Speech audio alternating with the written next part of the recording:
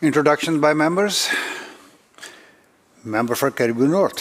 Thank you very much, Mr. Speaker. I seek leave to make an introduction.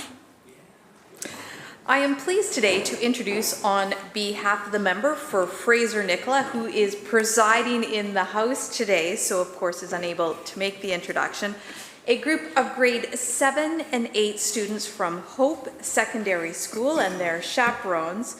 I hope that you have a wonderful and informative visit to the Legislature with the House. Please help make these students welcome.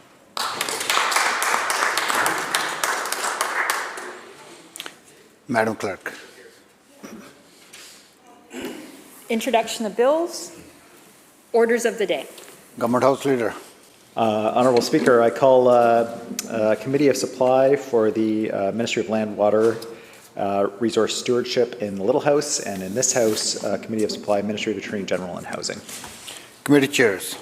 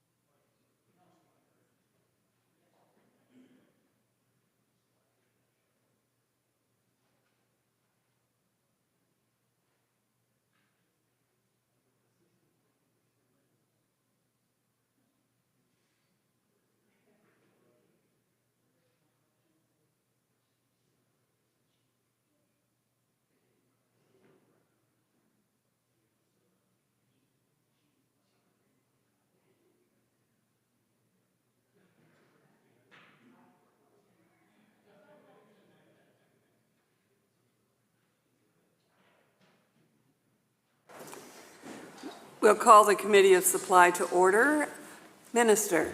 Thank you, Honourable Chair. I move vote number 15, resolve that a sum not exceeding $581,587,000 be granted to Her Majesty to defray the expenses of Ministry of Attorney General, Ministry Operations to 31st March 2023.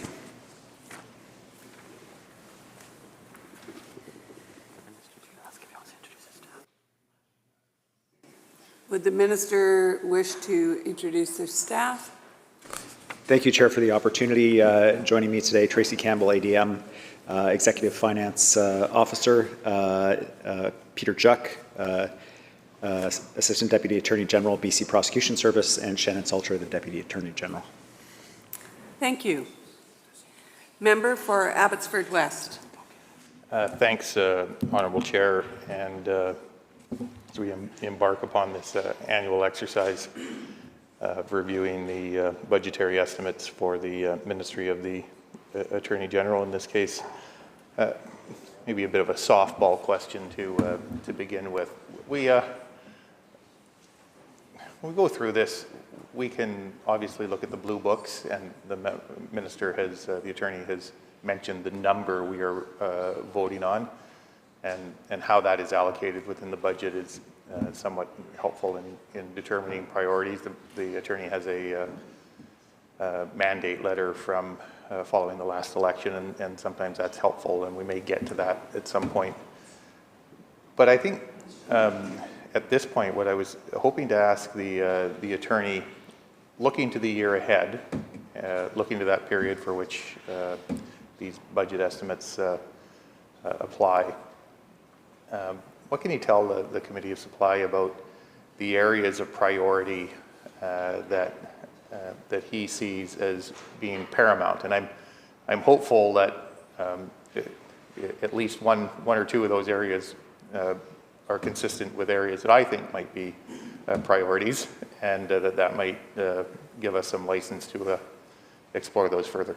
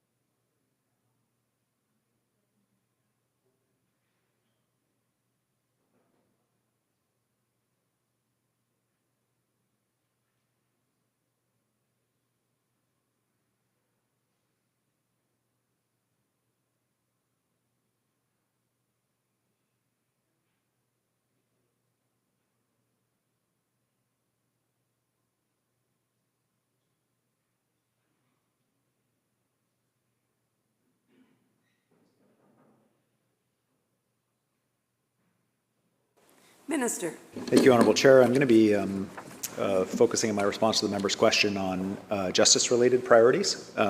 That's the staff that are with me. I mean, I'll take as written, it's the Ministry of Attorney General and Housing. Housing's a priority, and so is anti-racism. I'll be focusing on the Ministry of Attorney General Justice side of the equation in my response. Indigenous Justice is a priority for government, our continuing work on the Indigenous Justice strategy.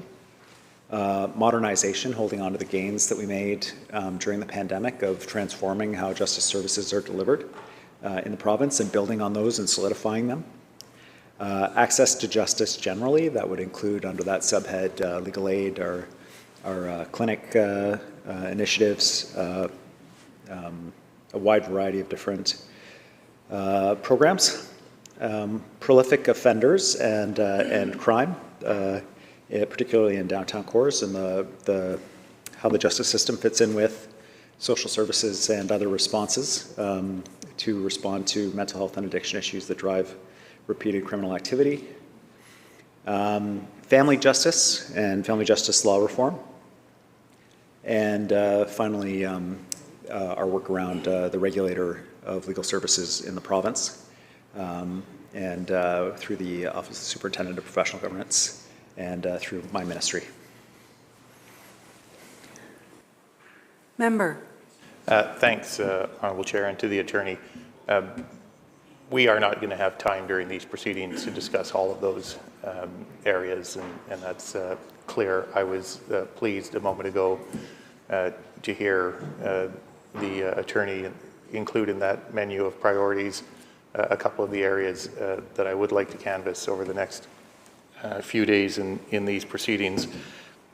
Maybe, though, because the Attorney has alerted the committee to these areas of priority, I can ask at least this with respect to these areas.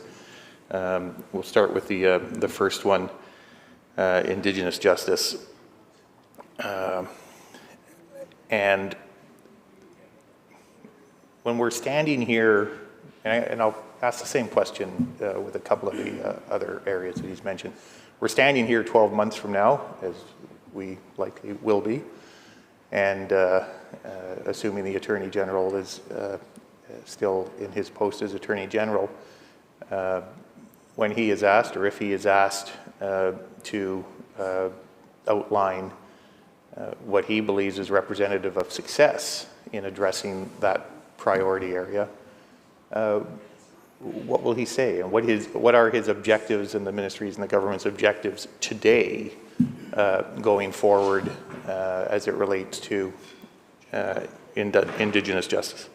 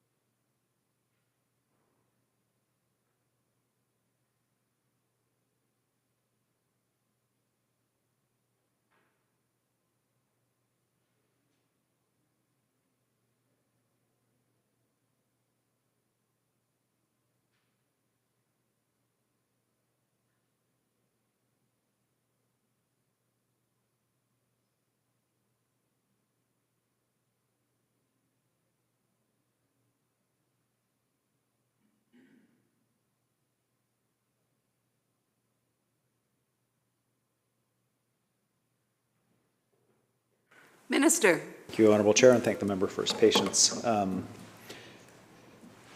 The work on Indigenous justice is informed by the Indigenous Justice strategy that has been developed and signed and is in full implementation phase right now. And so I'll run through some of the items that my ministry is working on, but to underline that the member should also canvass this with the Ministry for Public Safety and Solicitor General, as there is significant work happening in that ministry as well. And that minister is best placed to answer the corrections related, probation related, other policing related Indigenous justice questions. There is also a parallel process, a Métis justice strategy. In the next year, we expect to have that strategy finalized with Métis Nation BC and to be an implementation of that strategy. The strategy has not been announced or released yet. On the Indigenous justice strategy, the member will recall there are two tracks. One track is about building up capacity in Indigenous organizations in the justice sector to facilitate increased jurisdiction and taking responsibility over aspects of the justice system as they relate to Indigenous peoples in the province. To that end, I'm happy to say we're celebrating the first graduating cohort of the University of Victoria's joint degree program between Canadian. First graduating cohort of the University of Victoria joint degree program of Canadian common law and Indigenous legal orders. That whole program is about restoring and rebuilding Indigenous laws and Indigenous legal orders to build capacity in nations to be able to have expertise, people who have expertise both in Canadian common law and Indigenous legal orders to work in both systems and build that capacity. We will be, by the end of this year, we'll be marking 1 year of the implementation of the Civil Litigation Directive that we co-developed with the First Nations Leadership Council and the First Nations Justice Council.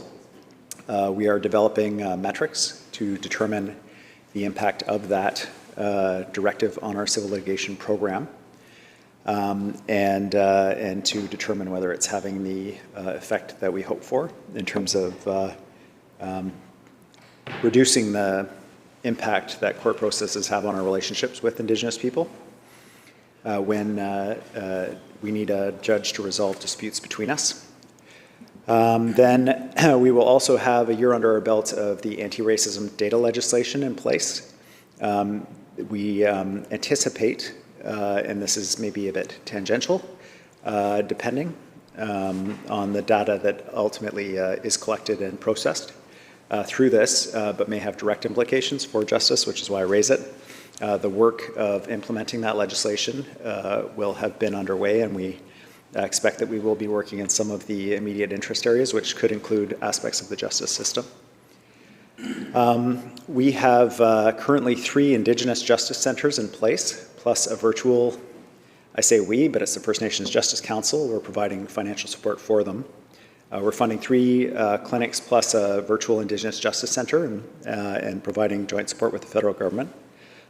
We have funding in place this year for up to 5 physical justice centres to be open, so depending on the capacity and the opportunities available to the First Nations Justice Council, we may be up to 5 physical sites across the province by the end of the year.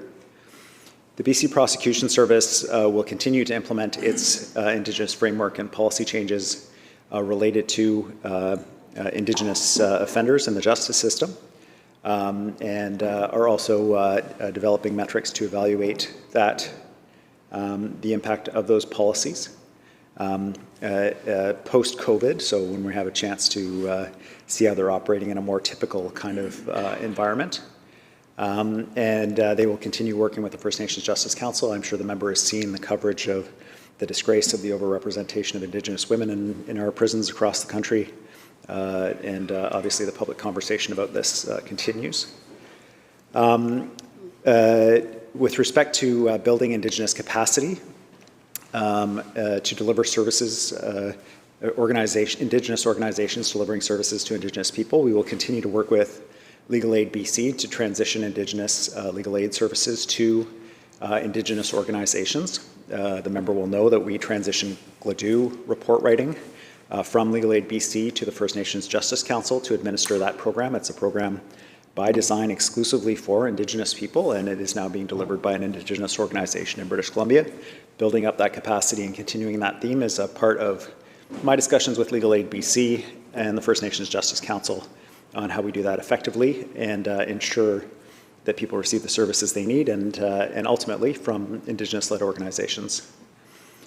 And then we have, we're doing work on more Indigenous courts in the province. These are more in the nature of the second track of the First Nations Justice Strategy, which is about the existing justice system and bringing Indigenous elements into that system. The member will recall that Indigenous courts in the province are sentencing courts with the participation of elders who assist in crafting a sentence appropriate to the situation faced by an Indigenous offender who has pled guilty or been convicted of a criminal offense. And our hope is that we will have at least one, but possibly two more of these courts open by the end of the year.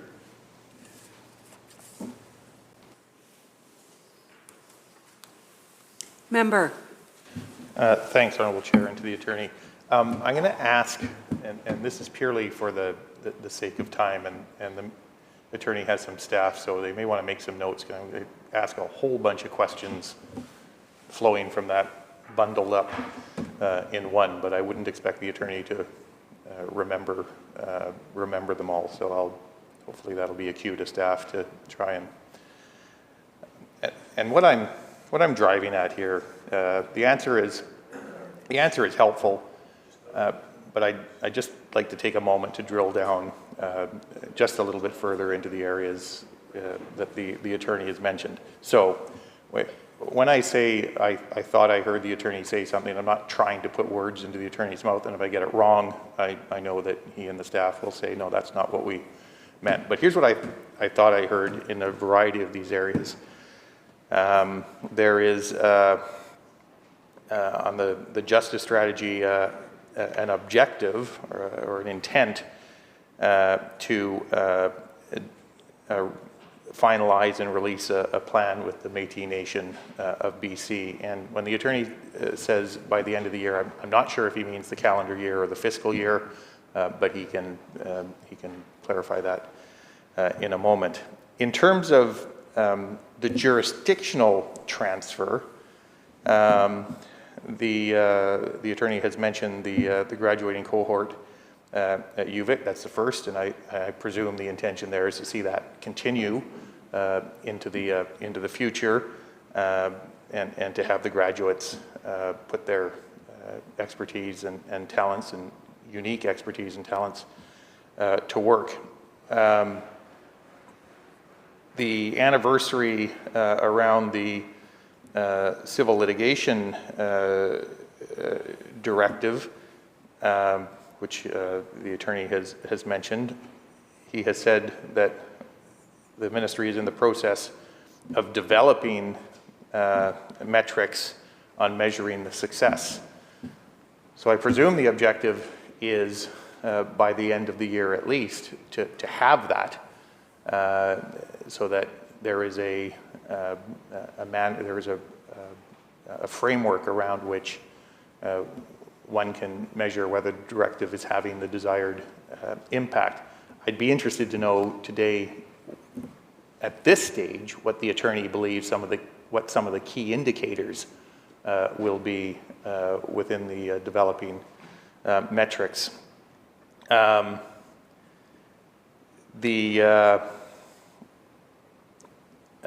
think the Attorney has indicated that in addition to the 3 presently functioning Indigenous Justice Centres, the objective is to have 2 additional Indigenous Justice Centres operating by the end of the year. Again, he'll clarify whether that's calendar year or fiscal year. He qualified that, I think, by pointing to available capacity. But it sounds like the objective is to have 2 additional centers operating, and to the degree that he can indicate where those centers are intended at this point to be located, that would be helpful. The prosecution service is developing metrics to measure the successful application of its policy as it relates to prosecuting Indigenous peoples. Again, it sounds like the objective is to have that fully in place by the end of the present year. But again, I'd be curious to know what at this stage, and having developed the policy, what the attorney and the government believe the key indicators of success will be, and that we should expect to see those factors included in the metrics framework. And finally, I think the attorney talked about the intention to expand Indigenous courts by 1 or 2 more such institutions, again, by the end of the year. And I'd be curious to know what the objectives are around where those courts might operate. So I've tried to track what the attorney has said, and all of the questions delve a little bit deeper into those areas, and I'll understand if it takes a moment to gather that information.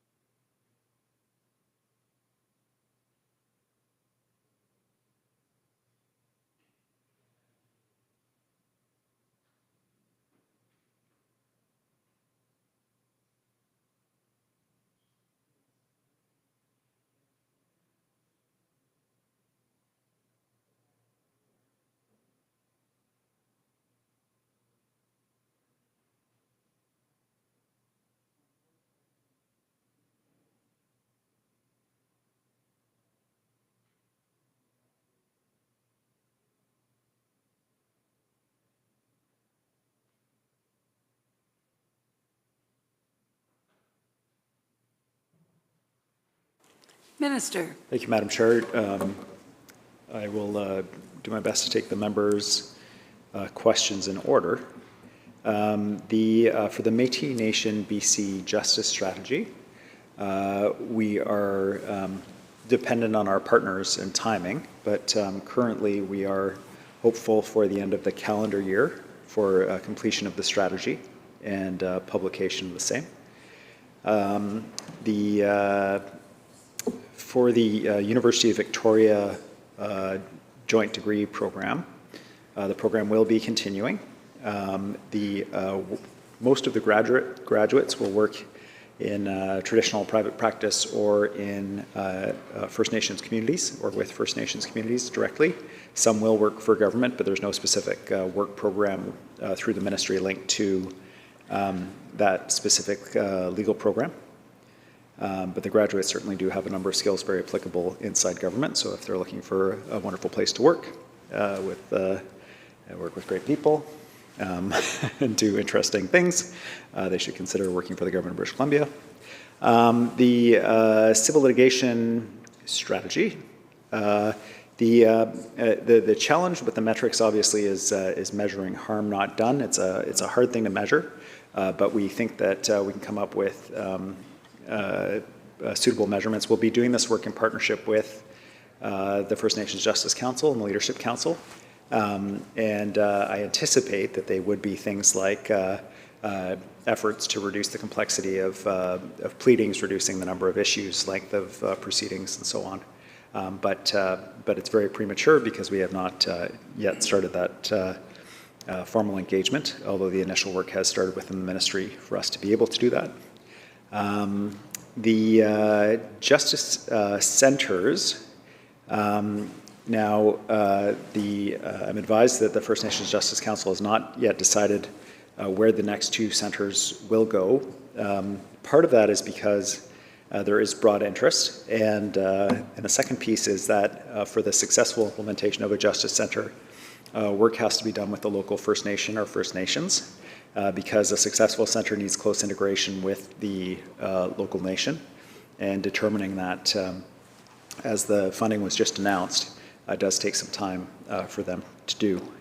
But we all feel a huge sense of urgency around getting these open as soon as possible. On BC Prosecution Service metrics, I was remiss in my initial answer in failing to mention that the metrics relate to Indigenous offenders as well as Indigenous victims of crime. I focused in my response on offenders only. The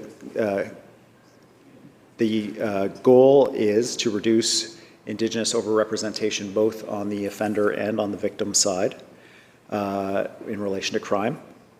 Metrics include data around charges, detentions, and sentencing, referral to alternative measures, and other remedies. The challenge with these data points is that the numbers during the pandemic are so out of whack with historic norms that it's very hard to know what is policy and what is pandemic-related impacts. So we're hopeful that as we return to something more approaching normal, that the data is going to become more reliable to compare with historic levels. Finally, with respect to the Indigenous courts, I can advise the member that the group that's furthest along is Lillooet. They have a more developed proposal and are engaged with Ministry of Attorney General and the courts on this proposal.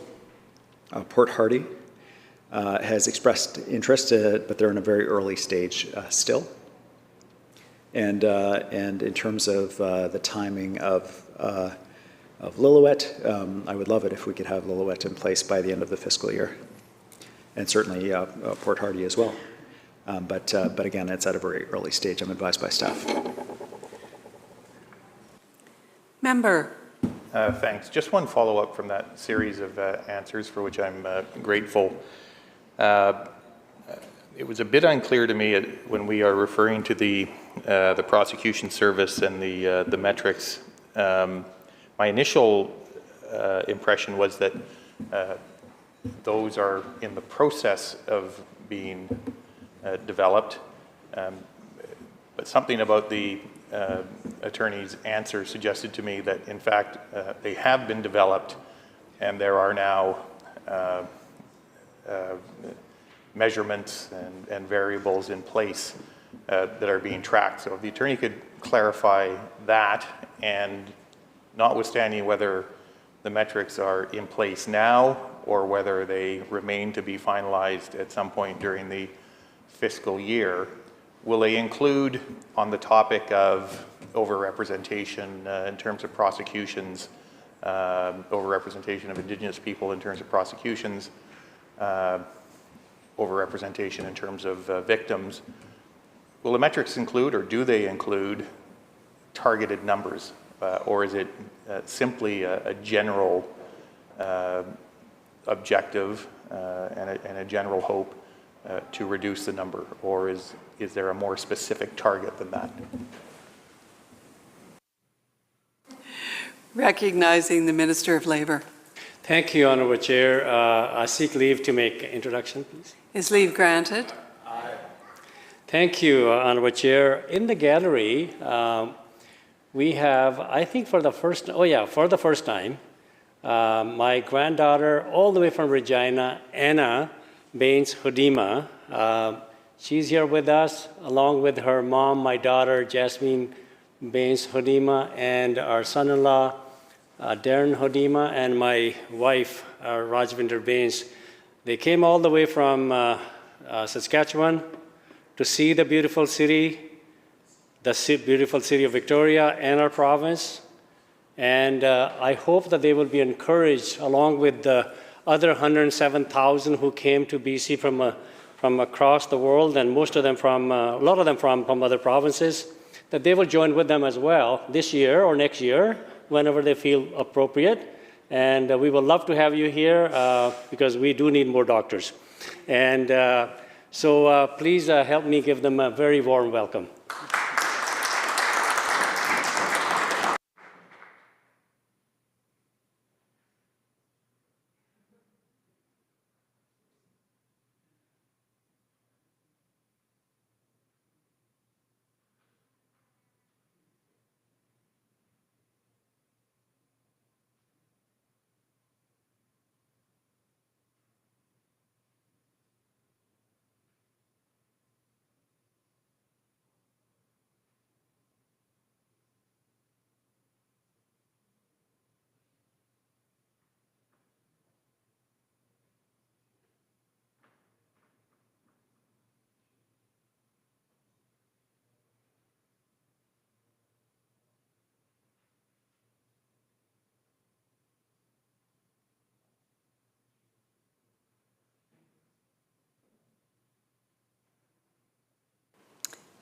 Attorney. Thank you, Madam Chair.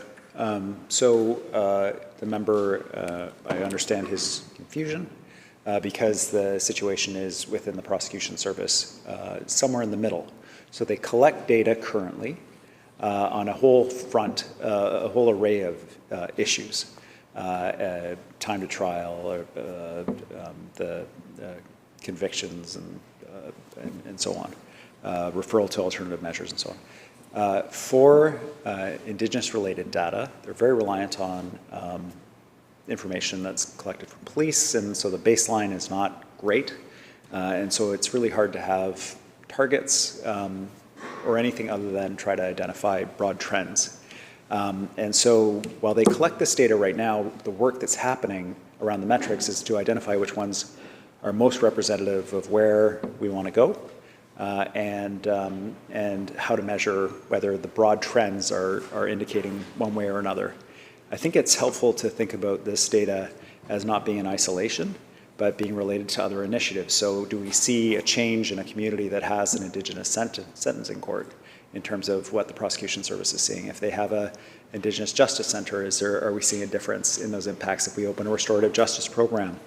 does that make a difference? If there's not a restorative justice program, does that make a difference? Trying to identify the interventions that we can put in place that will have a positive impact on these overrepresentation rates. So the prosecution service, through their policies, can measure these things. And it's also informative for government around other initiatives that I've talked about in our response. Member. Thanks, Honourable Chair. I'll make this in the form of a statement because, again, we'll need to move on. To the degree that I think there is wide acceptance of the proposition that Indigenous people continue to be overrepresented in the justice system, overrepresented in a negative way in the justice system, and that there is a desire to address that and see that change in a significant way. I will urge upon the attorney and the government the advantage that will accrue to them and us as a society if we are able to demonstrate to society that the actions being taken are having a positive impact, and to demonstrate that empirically as opposed to just in a general way suggest that we think we're doing better.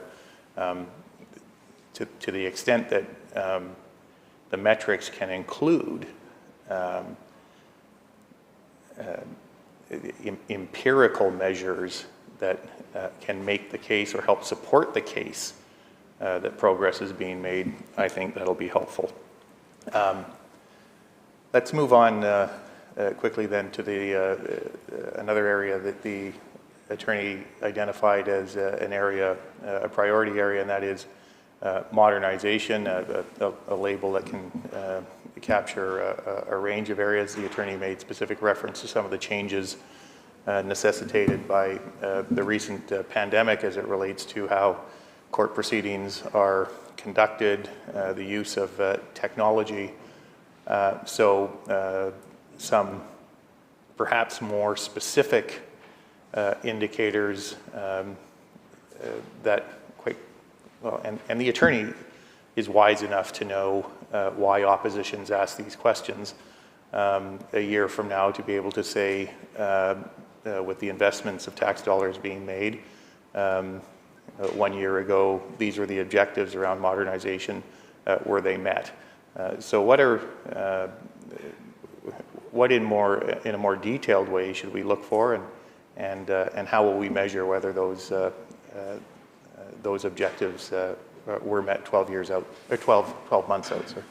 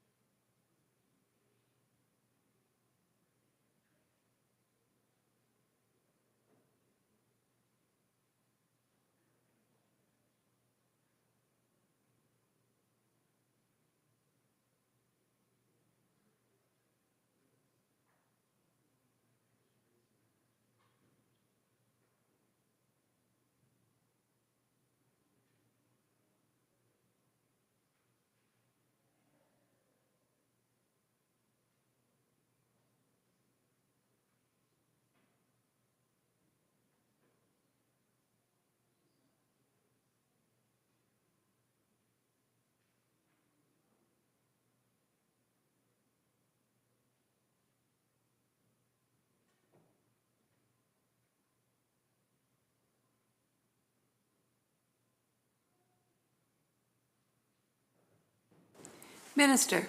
Thank you, Madam Chair. Under the heading of modernization, I would include a number of different programs that I expect to make significant progress this year, but all will not be implemented by the end of the year, but they will be worked on significantly throughout the year. The Virtual Indigenous Justice Center will continue their work and hopefully expand it with our online connectivity initiative to rural and remote communities, and those are primarily Indigenous communities, so those communities will now have access to that service. So we will be looking to see, and I know the First Nations Justice Council is hopeful as well, to see increased use of that from rural and remote communities. We have our Northern Bail program that has been in place towards the latter half of last fiscal. And this year, we will continue and expand the use of virtual bail through the interior. That program's measures of success on the court's evaluations relate to the displacement of offenders from different communities. For bail, whether or not offenders need to travel, and so on to attend court for bail hearings and so on. Traffic court online, we hope to have implemented this year. The member will recall passing legislation to enable that. We have something called the Digital Evidence Management System for Crown, which currently we're hopeful for implementation in the middle of 2023. This is a project that aims to respond to the overwhelming growth in digital evidence collected by police in response to crimes and to ensure that it's managed properly to assist in the conviction of offenders. We have and will continue to expand Teams and Zoom implementation in courthouses across British Columbia. And that includes Wi-Fi expansion in 55 courthouses. We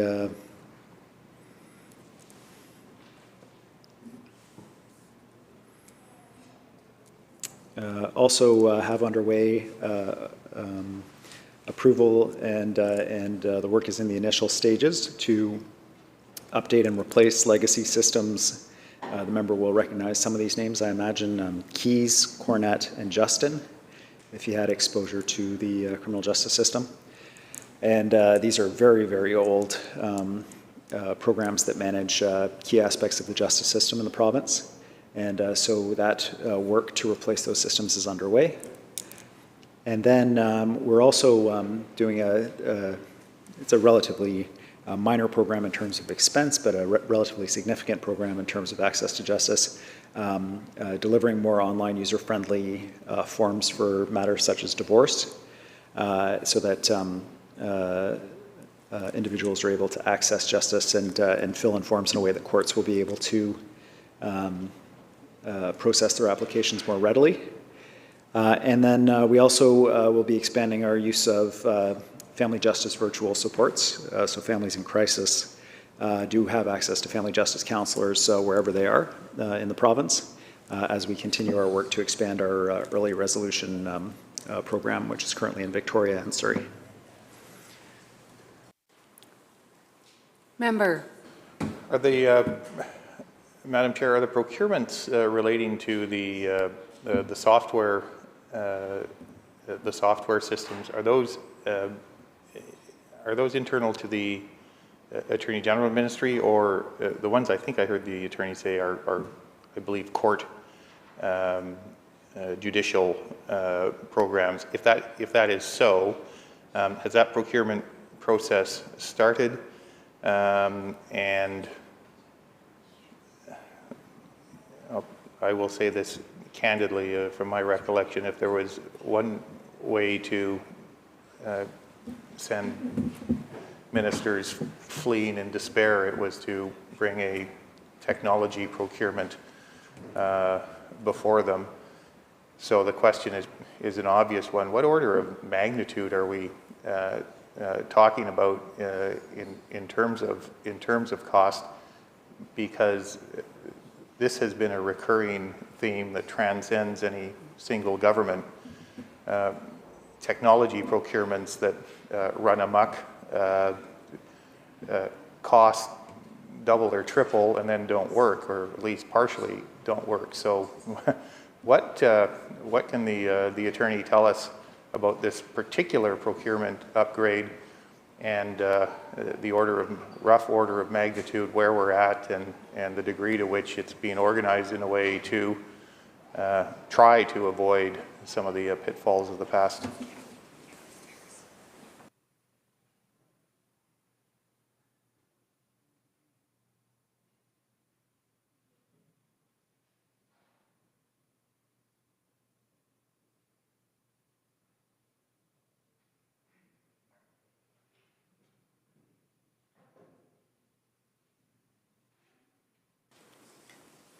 Recognizing the member for Peace River North. Thanks, Honourable Chair. I seek leave to make an introduction. Is leave granted? Go ahead. Just happened to notice while I'm sitting here in the gallery that a couple of my fellow Northerners have joined us in the chamber right now. So we have the Mayor of Fraser Lake, Sarah Story, and City Councillor for the City of Prince George, Corey Ramsey, who are down here with UBCM. And I've been bumping into them lots lately in Fort St. John for NCLGA and the meetings here. So would the House please make them feel welcome?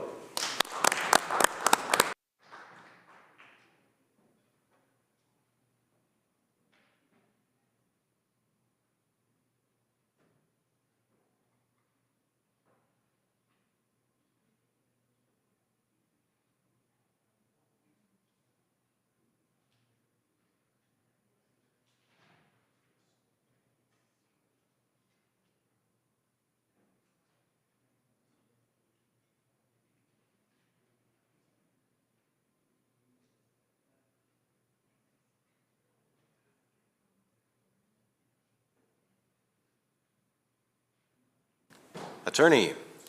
Thank you, Honourable Chair. The member's right. These are programs related to the administration of justice in the province. KEYS is a civil litigation scheduling database program. Justin is a criminal justice system database, and then Cornet is a police-related database. The current budget is $9 million. It was just recently approved, and so no vendor has been selected yet. The member will immediately intuit from that number that this is a very light touch repair and replace mission. There are a number of Oracle components in these systems that are no longer supported by the vendor. And so it will be to replace those components that are no longer supported or simply are not working. And while that work is happening, the idea is that the new components will be implemented on a platform that can be built on incrementally through what is described as an agile development process, lots of report backs, but an iterative process going forward. So it won't be one day we turn off the old systems and turn on the new system. It's more that the existing system will be replaced one piece at a time, and in doing so, at the same time, a new platform transition to that supports that kind of development process. Member. Okay, if you say so.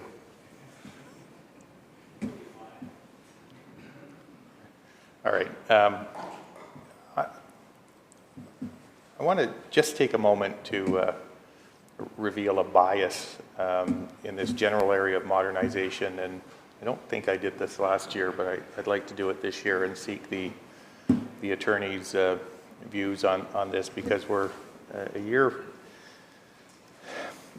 Much of what the attorney has described relates to the use of technology, audio-visual technology that allows proceedings to traverse great distances at a reduced cost. A little bit later, I may actually canvass with the attorney, ironically in what I'm about to say, I may canvass some cautions around circumstances in which video technology and bail hearings where I think we have to be a little careful, but we'll get to that. In a moment. I'll preface my question with this observation, and I'll try to be fair. I am concerned for reasons that we'll get to momentarily about the perception that the public has of our justice system and confidence diminishing. I'm not going to suggest that that is a phenomenon that is entirely recent. I will try to make the case later that it may have accelerated a bit recently, but the general lack of confidence that has developed around our institutions of justice is something that has troubled me for some time. I believe that that is further enhanced, that lack of confidence, as is generally the case, by a lack of understanding of how some of our institutions of justice operate, the complexities, the protections that necessarily must exist. And I have thought for some time now that one of the ways to address that is to give the public greater access through the use of technology.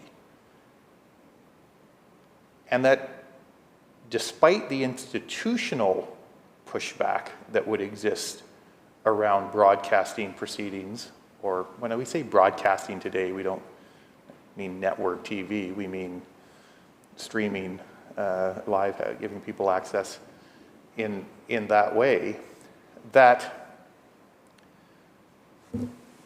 the advent of these technologies for purpose of the administration of justice lend themselves to a broader application that would allow the public, those that are interested at least, media outlets who no longer can afford to send people down to the courthouse. We get sometimes very skewed reports of proceedings because the day of the courthouse reporter dedicated to a lengthy trial is over. Media outlets can't do this anymore. But might be able to assign someone to watch proceedings from a central location. All to say, for all of the reasons that modernization and technology utilization for the purpose that we have just described makes sense, ensuring or expanding the use of technology to grant the public better access. And look, I'm talking in general terms. There will be circumstances that the attorney can think of and I can think of where that might not be appropriate. But as a general rule, allowing the public who can now go to a courthouse, or have always been able to go to a courthouse and watch, don't do that. But granting them access through the use of this technology seems to me to be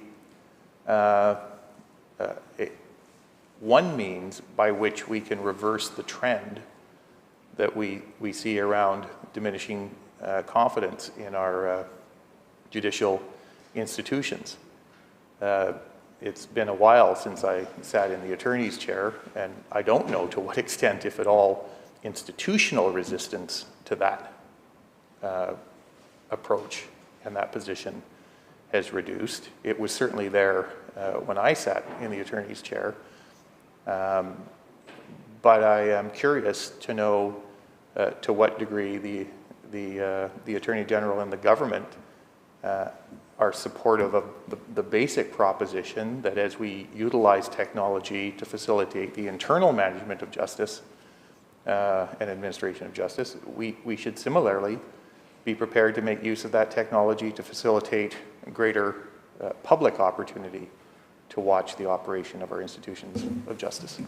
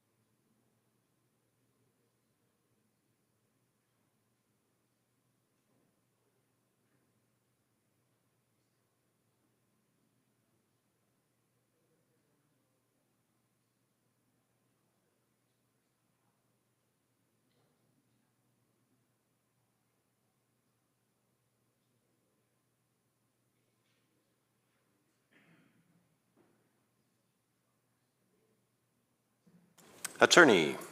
Thank you, Honorable Chair. It does seem to be that it really depends on the court. So the Supreme Court of Canada, as the member knows, routinely broadcasts their proceedings. The BC Court of Appeal, in my opinion, had great success during the pandemic broadcasting their hearings, and people were interested and watched, and I know that those who did enjoyed having that access, and was very appreciative that the court did that, because I share the member's opinion that it does assist in educating the public about court processes. I know that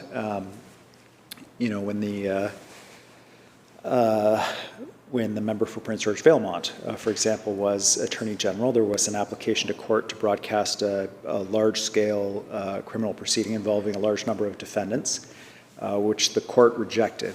And that case and some related cases do establish a core judicial authority constitutionally based, for courts to control their own proceedings and the broadcasting of the same. We have, during the pandemic, implemented Teams-based hearings, for example, for bail hearings and so on. In order to observe those hearings, you have to essentially, and for the members in the House who are familiar with the Teams platform, you have to become a participant in the meeting. It's not like you can just watch it. And so that has brought with it challenges in ensuring that the platform is locked down so that participants are not able to then interrupt the proceedings, and it has led to concerns from the court about recording and reposting of testimony and so on, despite judicial cautions that should not be happening. Historically, not currently, there have been concerns about the security of Crown Counsel, their likenesses being broadcast, and especially if they're involved in organized crime work. All of which is to say that there are definitely, as the member has raised, institutional challenges to full broadcast. Now, I agree with the member in principle on open courts, including in this modern age. Open courts meaning available to watch on a computer monitor or on a TV. And so we're of a mind on that.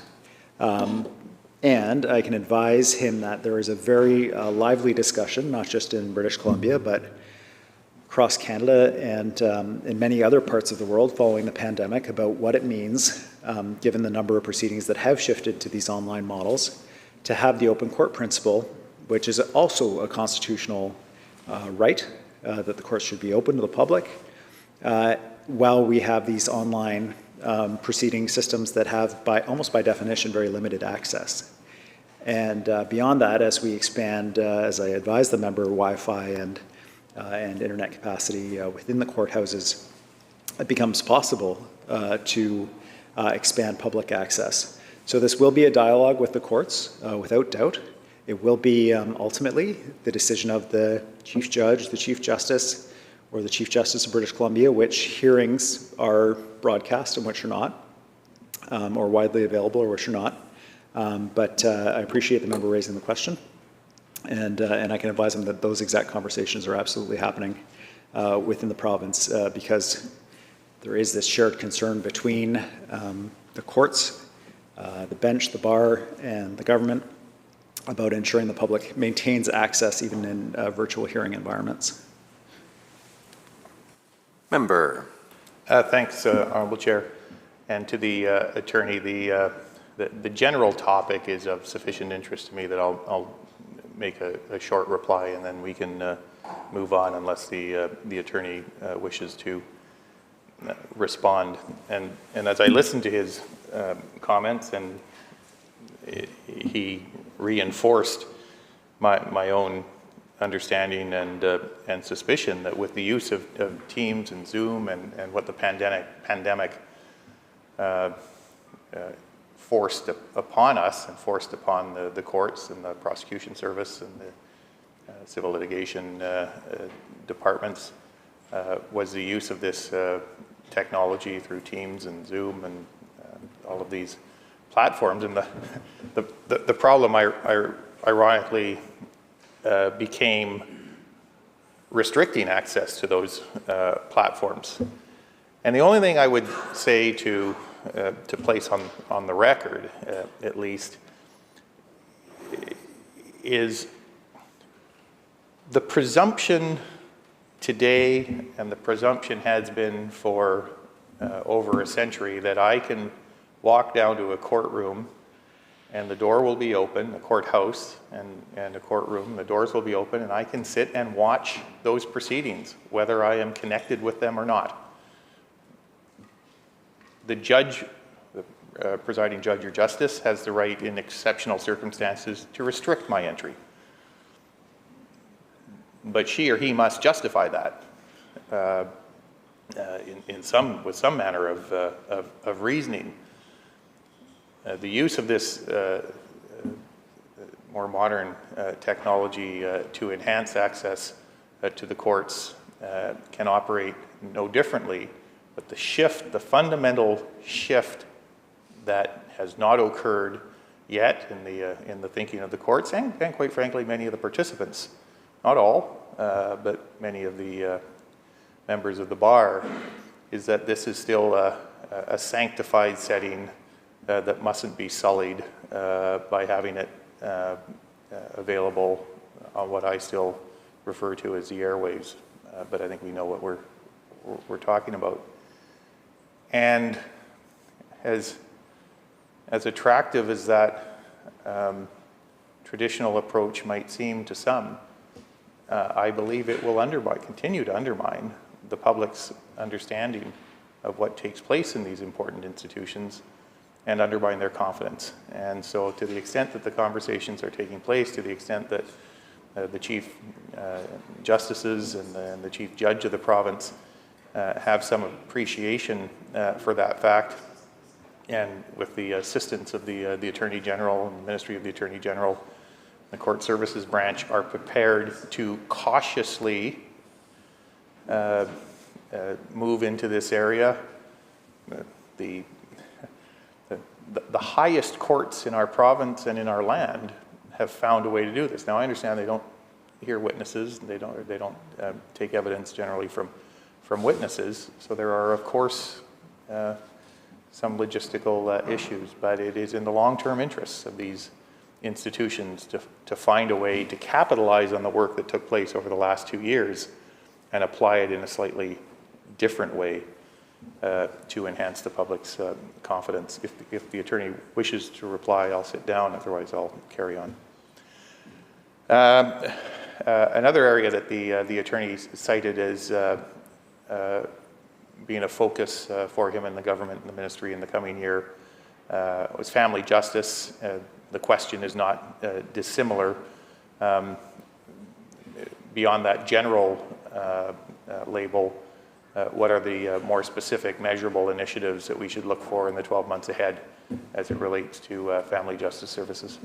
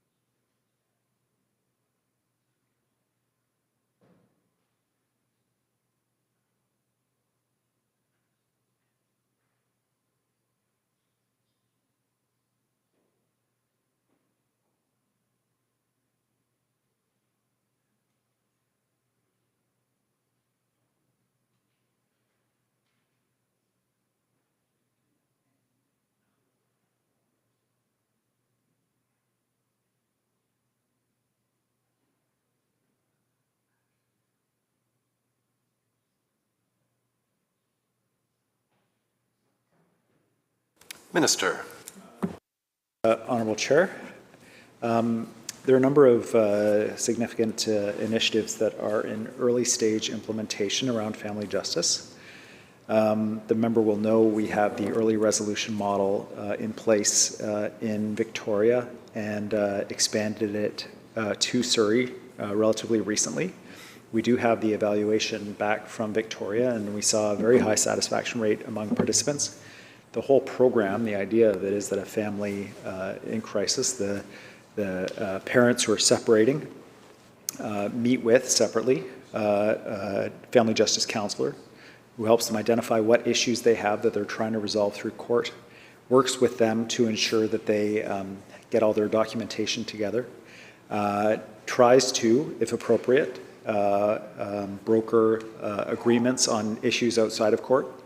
The goal of all of it to reduce the number of issues that ultimately go to court and ensure that the families are fully prepared when they do go to court with all of the documentation, so you don't get this scenario of taking the day off work to show up in family court and the judge says, okay, do you have your tax statement for the year from Canada Revenue? And the person says, I didn't know I was supposed to bring that today. And then the judge says, okay, we're going to put this over for a couple of weeks. You need to bring all your tax materials, come back.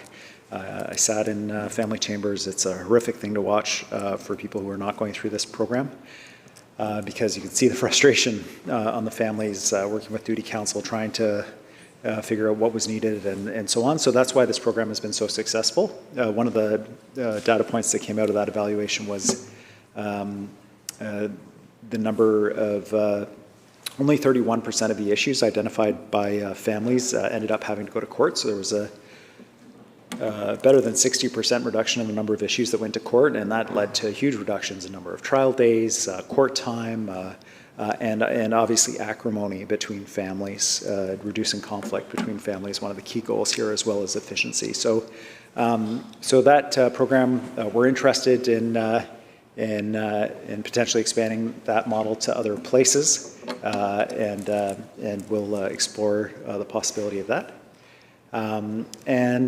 Kamloops, we have an informal trial process, this pilot program. This informal trial process trial is a by consent process where separating a couple will agree to participate in this. It's like a mediation arbitration process. The judge will conduct this informal trial. And really it is much more like that arbitration kind of model than a formal court process, and it will be evaluated for success and satisfaction, reduced time in dispute and so on, reductions in conflict, and depending on those evaluation results, it's, as I say, it's just been launched this fiscal. Depending on those results, we'll look at whether it's something we should be looking at adding to other registries. We have just implemented the new family law rules, so this fiscal will be the first full fiscal year of the new family law rules, which are meant to simplify and modernize the process when families do have to go to court to resolve issues. We have just launched the recalculation service in registries across BC, so when a family when a member of a separated couple has an obligation to pay support to the other partner, and they get a new job that pays a higher salary, the recalculation service allows for child support to be recalculated and in a new level set without a full court appearance, without any court appearance, and implemented. So it's a time savings for those individuals who recognize that this is very much formula-based determinations around child support and reduces burdens on court. And then the member will know that we passed in this place the legislation adopting the International Convention around recognizing child support orders from other jurisdictions and vice versa. And we're hopeful that we'll be, in partnership with the Government of Canada, able to be implementing that this year. Member. Thanks, Honourable Chair. So a couple of things then with respect to the early resolution model. I'll press the attorney somewhat. He has spoken of potential expansion beyond the Victoria site, which has been apparently evaluated, and the Surrey location. This is where I ask the attorney, as part of the budget for the coming year, are there funds allocated for a further expansion, and if so, where?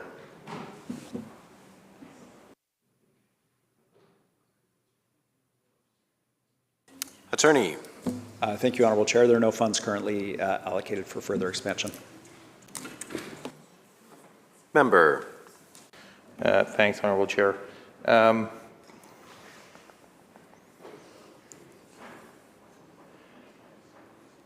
I wanted to ask something relating to this area that we talked about 12 months ago when we were having this discussion, that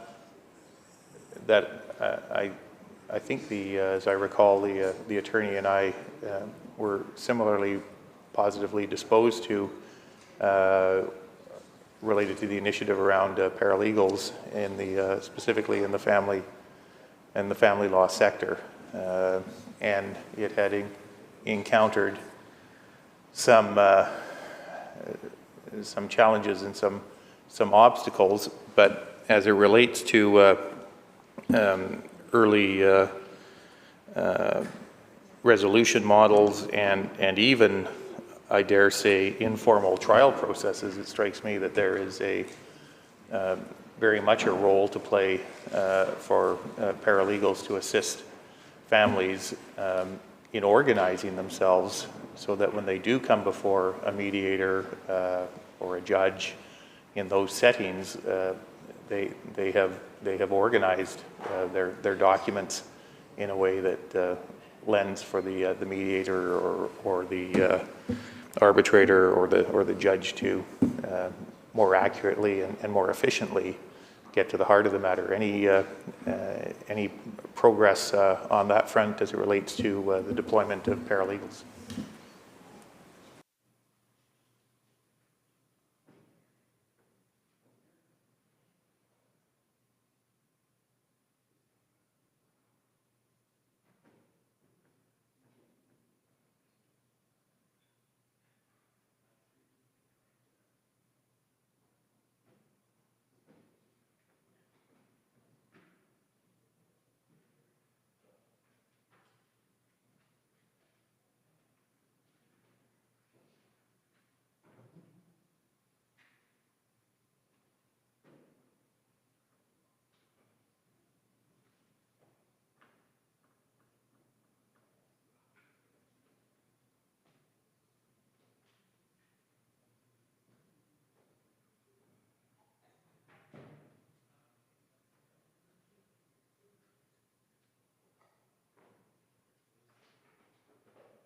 Attorney.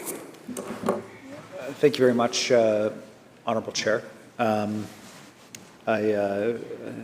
recall discussing this issue with the member, my critic, last year, and I think we both, I won't put words in his mouth, but I think we both expressed some chagrin about the decision of our colleagues in a member resolution to delay the implementation of family paralegals after the Law Society did ask government to pass legislation enabling exactly that, and we did so, and we're still waiting to see the outcome of those internal deliberations within the Law Society.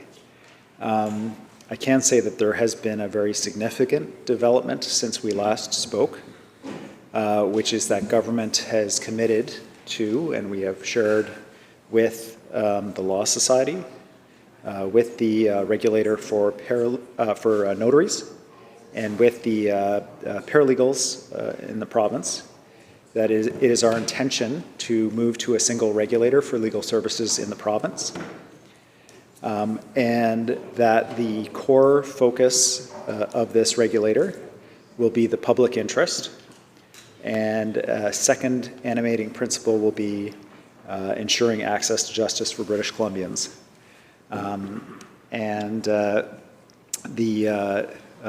There will certainly be discussions about respective scope of practice of those existing categories, lawyers, paralegals, and notaries, as well as flexibility around new categories of practice. The member will surely be familiar with legal advocates that deliver many legal services in our province, and yet are not recognized in that work, and in some cases may even be considered to be offside in terms of the monopoly on practice enjoyed by lawyers in our province.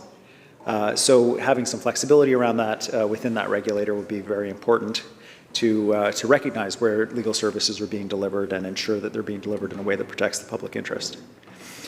So this is something that I have indicated to these groups of professionals is going to happen. And beyond that, though, I am really counting on the lawyers and the paralegals and the notaries to work together and to work with the folks in my ministry, with the Superintendent for Professional Governance, who is an expert in these areas, and his team in partnership to come up with a model that we all, at a minimum, can live with, but even better, that hopefully we are excited about in the sense that we believe that it will achieve the goals that we all have of independence of lawyers from government, of protection of the public interest, to ensure that the public is looked after when they purchase legal services in the province, that they're getting high quality services and there's accountability when they don't get what they pay for. And that access to justice is a key and animating consideration of this regulator in deciding issues related to areas of practice. So I'm excited about this work. I'm very positive about it. It has been met with, I will say, enthusiasm around engagement on the part of the notaries and the lawyers and the paralegals. And I'm very hopeful that we will co-design a system that achieves the goals that I think the member and I discussed in some detail last year. Member. Thanks, Honourable Chair. So what roughly, that's all helpful and useful information, what can the attorney, or what will the attorney tell the committee about his and the government's intention around the timing of the legislation that will be required to create the single regulator, because it will ultimately require legislation.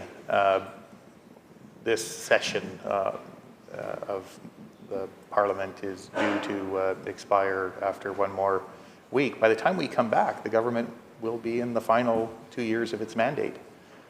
Time marches on. Does the attorney have a timeline in mind for the tabling of legislation, and is he intending to communicate that, or has he communicated? I've seen the letter that was sent out to the notaries and members of the Law Society, and I don't recall it including a specific date by which the attorney intends to table legislation. But has he communicated a timeline to those parties and representatives of the paralegals? And is he in a position to advise the committee today whether his intention, at least, is to table that legislation creating a single regulator over the course of the next 12 months?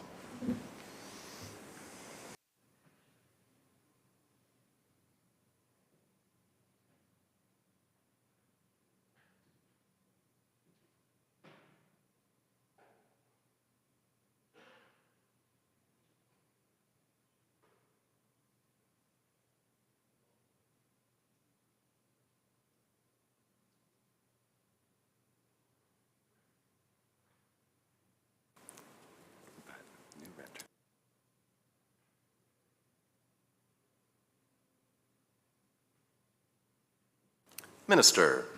Thank you, Honourable Chair. This is the timeline that has been communicated to the participants in this important process. Engagement is underway as I speak. The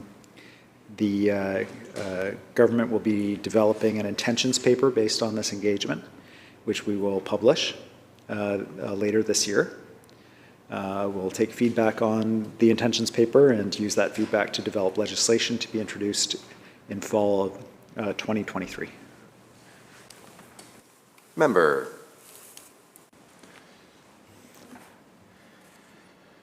Right. The attorney, in response to my initial question, referred to several other areas, and I simply want to place on the record, each one of these areas are worthy of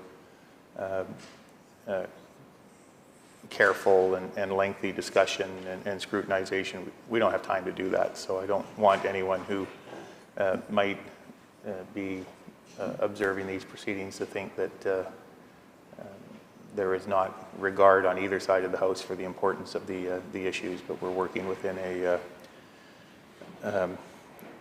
time period, a legislative calendar that we need to abide by. The area that I want to spend a little bit of time with in these proceedings is one of the areas, happily, that the attorney mentioned, and he spoke of prolific offenders and crime, and I think the attorney knows that that is an area I and the opposition have some interest in, because we perceive the public to have an interest in it. I'll start again with a very general question that will afford the attorney an opportunity to offer some general thoughts on the topic that he has recognized and indicated will be a priority for the year ahead. And my question is this: do we have a problem? I think we do. But my opinion matters much less than the attorneys and the government's in that regard. So as it relates to the actions of prolific offenders and their contribution to criminal activity, do we have a problem, and to what extent does the attorney think we have a problem, and how does he see that problem at the moment?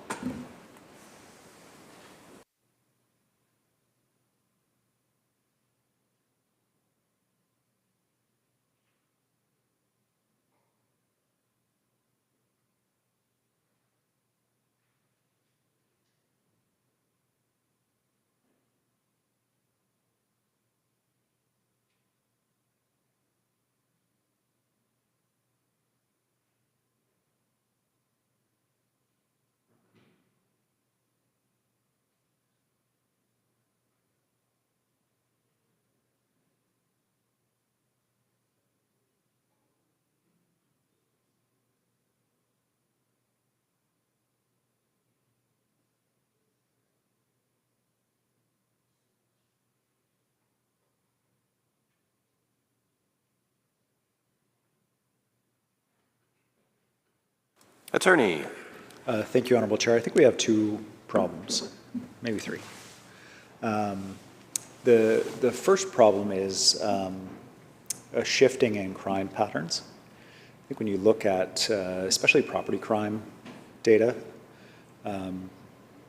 but in Vancouver, including violent crime, you wouldn't see numbers that would cause a great deal of alarm, and in fact, you might see numbers that would cause you to believe, certainly could cause me to believe, that things are actually remarkably positive, and yet when I meet with mayors from communities or other leaders, they identify that there are very significant and growing issues, in particular in their downtown cores. And so the data are, to that extent, concealing the first problem, which is that shift in criminal activity and patterns that took place during the pandemic. And that shift is problematic for a couple of reasons. One is the stores and businesses and restaurants and so on that took a real hit during the pandemic are now under pressure due to perceptions of safety. People reluctant to come downtown, hearing on the news about prolific offenders or seeing activity downtown that causes them to feel unsafe or actually being a victim of crime. And so that's a problem. It's a problem for recovery from the pandemic. It's a problem for lively, attractive downtowns. It's a problem for, in bigger cities, our goals of supporting people to live closer to work, to live closer together, to reduce carbon pollution and also increase innovation and opportunity. So it's a problem we need to address. It's a sort of a pattern of where the criminal activity is a problem. A second and related problem that I see and that has been identified for me, again by mayors and various leaders in the community, is a small number of people creating an outsized amount of havoc in communities, again, typically in downtown areas. And I hear it from hub cities like Trail, Terrace, Quesnel, smaller centers, but centers of even smaller and more remote communities. And also from the mayors of many of BC's biggest cities, from the Vancouvers and the Victorias and the Nanaimos and the Kelownas, and I could go on. So what I hear from these mayors is that there are small groups of individuals in their communities, and the data appear to support that, that these individuals cause a great deal of havoc. Everything from low-level assaults to property damage, shoplifting, uttering threats, and so on. And within this category, two different groups. One group that seems almost particular to Vancouver that's been identified by VPD, committing random violent attacks on strangers, unprovoked. And another group with serious mental health and addiction issues committing chronic property crime.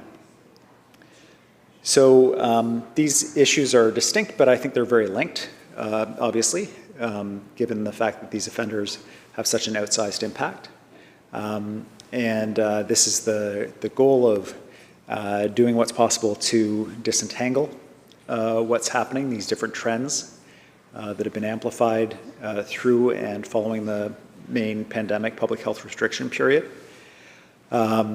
Is currently being undertaken by two experts in this area, one an expert in the practical application of policing in community in relation to chronic offenders, Doug Lepard, another Dr. Amanda Butler, an expert in the success or lack thereof of previous initiatives trying to grapple with mental health and addiction issues and corrections and the best way to respond to people with profound challenges that lead them to interact again and again and again in a negative way with the criminal justice system and with the public. So that work is underway.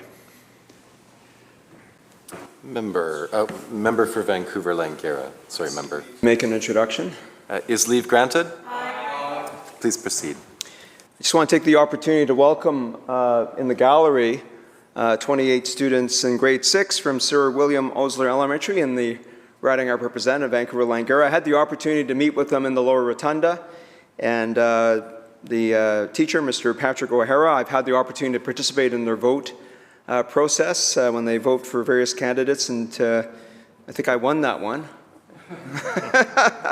But I appreciate the opportunity here. You're seeing, as I mentioned to you, because they were looking at the Hansard booth, and you could see all the technology at use. Now you're in the chamber, and you're seeing on the floor of the Legislative Assembly the estimates process with the Attorney General of our province and the member from Abbotsford West, the critic for the Attorney General. I was that critic for 3.5 years. I have many fond memories of many debates and discussions with the Attorney General about various topics, including community safety. So that's what you're seeing here. So have a great rest of your visit. Welcome to the Legislative Assembly. Welcome to the students. Member for Abbotsford West. Thanks, Honourable Chair, and the students should know that if there is a member of this assembly that can lower the voting age, his estimates are on the docket right now. So he's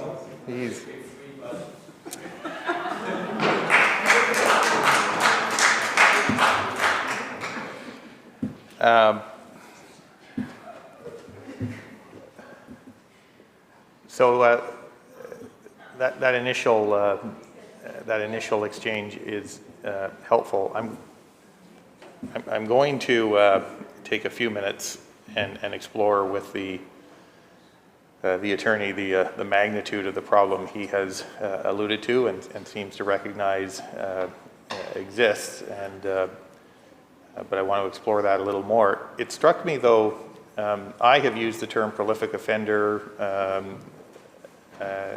chronic offender, and those terms are used interchangeably, and I'm not terribly concerned about that.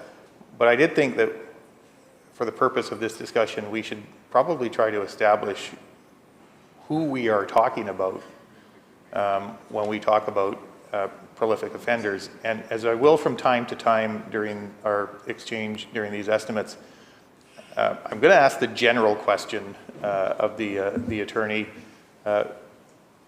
What is the definition that he and the ministry applies to decide who is a prolific or chronic offender? And as part of that conversation, I'm going to refer to a document that I came across from the from the Attorney General's Ministry in the United Kingdom, a study that they did, I think, two or 3 years ago.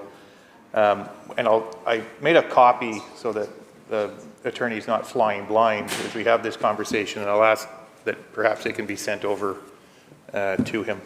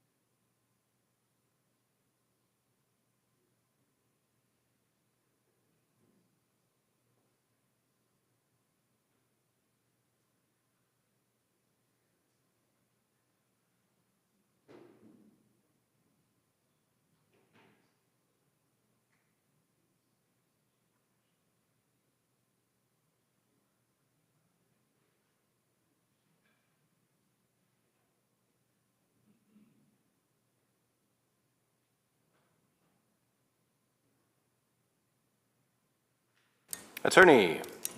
The member really, and the article he has shared, really hit the nail on the head here. The phrase prolific offender is not defined in the criminal code. It doesn't by itself form the basis for any BC Prosecution Service policies currently. It's typically used by police services. For example, the BC Urban Mayor's Caucus correspondence some of the members familiar with defined a prolific offender as an offender who commits greater than 30 offenses per year. And it also uses the term to describe persons involved in 30, quote, negative police contacts, unquote, in a year, which is different than an offense. In that same correspondence, Abbotsford PD describes prolific offenders as individuals with 10 to 29 convictions. And others have observed that prolific offenders are people who, quote, repeatedly break the law and are at high risk to break it again. There are a number of conflations of different issues as well. There's the discussion of the complex needs of someone with a mental health and addiction issue, who commits property crime as being a prolific offender, regardless of the number of offenses. So the challenge around that is one of the reasons why I asked for a specific and clear definition, if possible, working definition that we can use from the investigation team that is looking into this right now for my office, because defining these terms is important because it enables a couple of things. One is it enables us to identify the size of the group, the relative size of the group in different communities. That enables us to measure progress of any interventions we put into place. We're seeing fewer prolific offenders. We'll assume some meaning, and we won't be talking at odds with people who are identifying a different issue when they say prolific offender than when we say prolific offender. So the definition is critically important. Member. Thanks, Honourable Chair. I think part of the Attorney's answer is what gives rise to some of the concerns and frustrations that he and the government has been confronted by, where he points out and acknowledges that the notion of a prolific offender isn't presently the basis for any policies within the prosecution service. And over the course of our discussions, I am going to suggest that that is a problem. The attorney, I expect, is going to tell me he's working on that problem with the study that has been called for and will eventually appear. I'm going to press, though, a little bit by making this point. We're not alone, and a lot of this work has been done. And the study that I have, the portion of the study from the United Kingdom Ministry of Justice from May 2019 includes some pretty specific stuff about how we define prolific offenders. In their view, and they break it down, they make the point that depending on the age of an individual, the criteria can be very different. Someone that's 18 years old has not, presumably, had the same amount of time to accumulate a record of convictions that a 50-year-old has. But they do try to quantify in a specific way, and the attorney and his officials can see from the document I provided. They talk about a juvenile prolific offender as someone aged 10 to 17 who's had 4 or more previous, and the word they use is sanctions. A young adult prolific offender, someone between the ages of 18 and 20 who has had 8 or more previous sanctions, of which 4 or more were received while the offender was between 18 and 20. And then an adult prolific offender is anyone over the age of 21 who has had 16 or more previous sanctions, of which 8 or more were received when the offender was over the age of 21. The point being, in developing, and perhaps the attorney and I don't disagree on this point, I think we need to develop, I think we should have had some policies, that we should have some policies. We need to develop those policies, but we need to know who we're developing them for. And I'm not sure, with the greatest respect, I'm not sure we need a further study to develop a definition for what constitutes a prolific offender. The attorney is quick to make the point that there can be any number of reasons that someone becomes a prolific offender. No argument for me, and we'll need to be cognizant of that. But what is a prolific offender? The United Kingdom seems to have, to their satisfaction at least, determined what that is. Police departments around the province have developed some loose definitions, but I don't think they're particularly formalized. So the question to the Attorney General is, if he is serious about wanting to develop policies directed to restrict the criminal activities of prolific offenders, isn't it essential that the Ministry of the Attorney General now quickly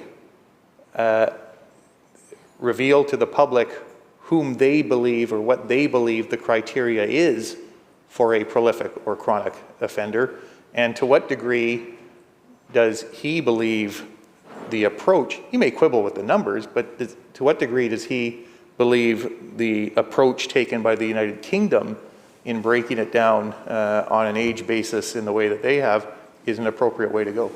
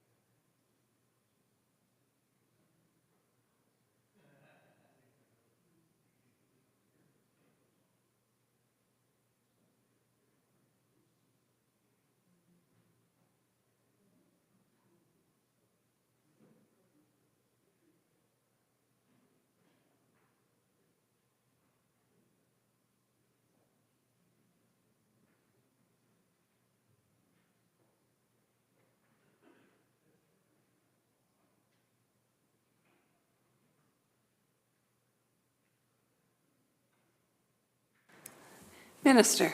Thank you, Honourable Chair. I think the first clarification I'd like to make is just that the investigative work that's underway right now into this issue is not set up to define, like that, the reason for asking these two esteemed individuals to do this work was not to provide the government with a definition.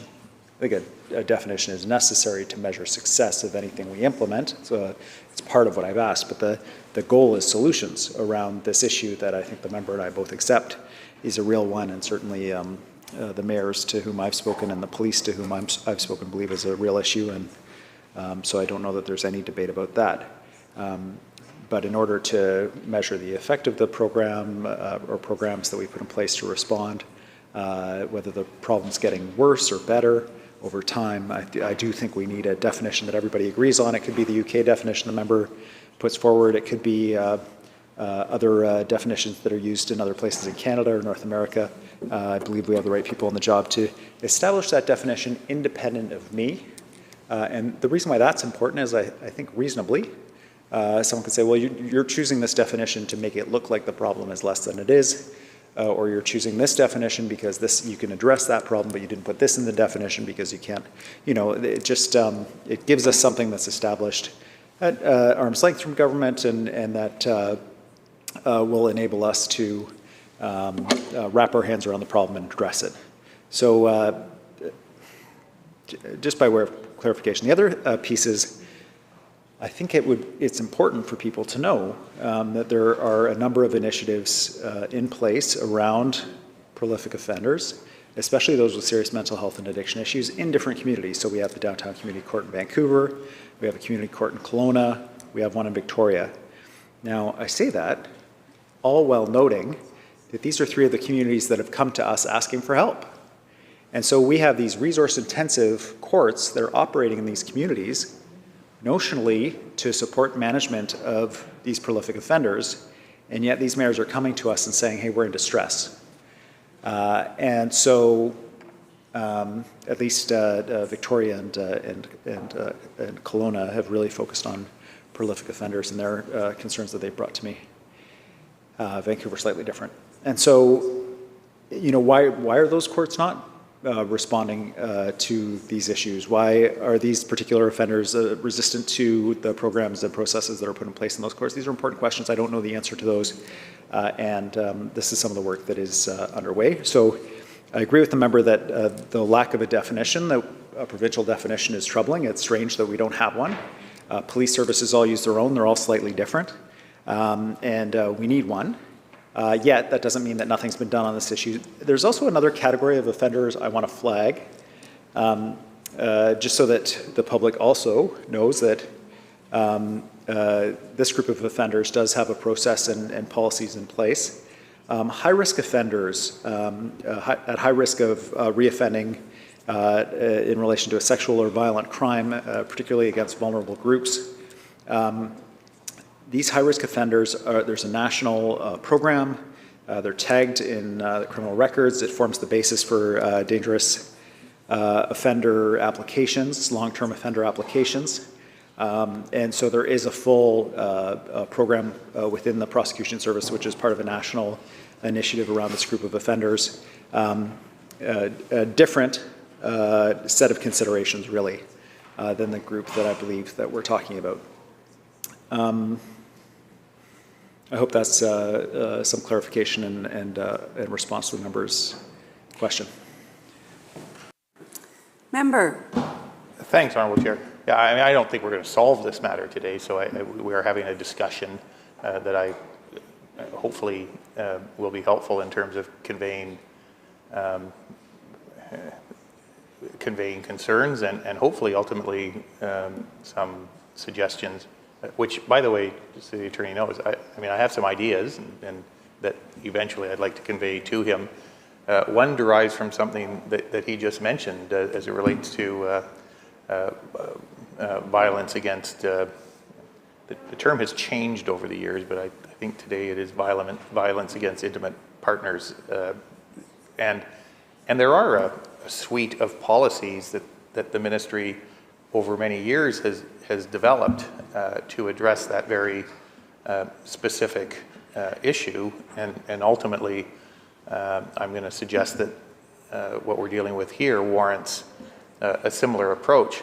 I was heartened to hear that the attorney recognized that if we are to do that, we should know the group, by definition, the group that we are dealing with, and that will require a definition of sorts.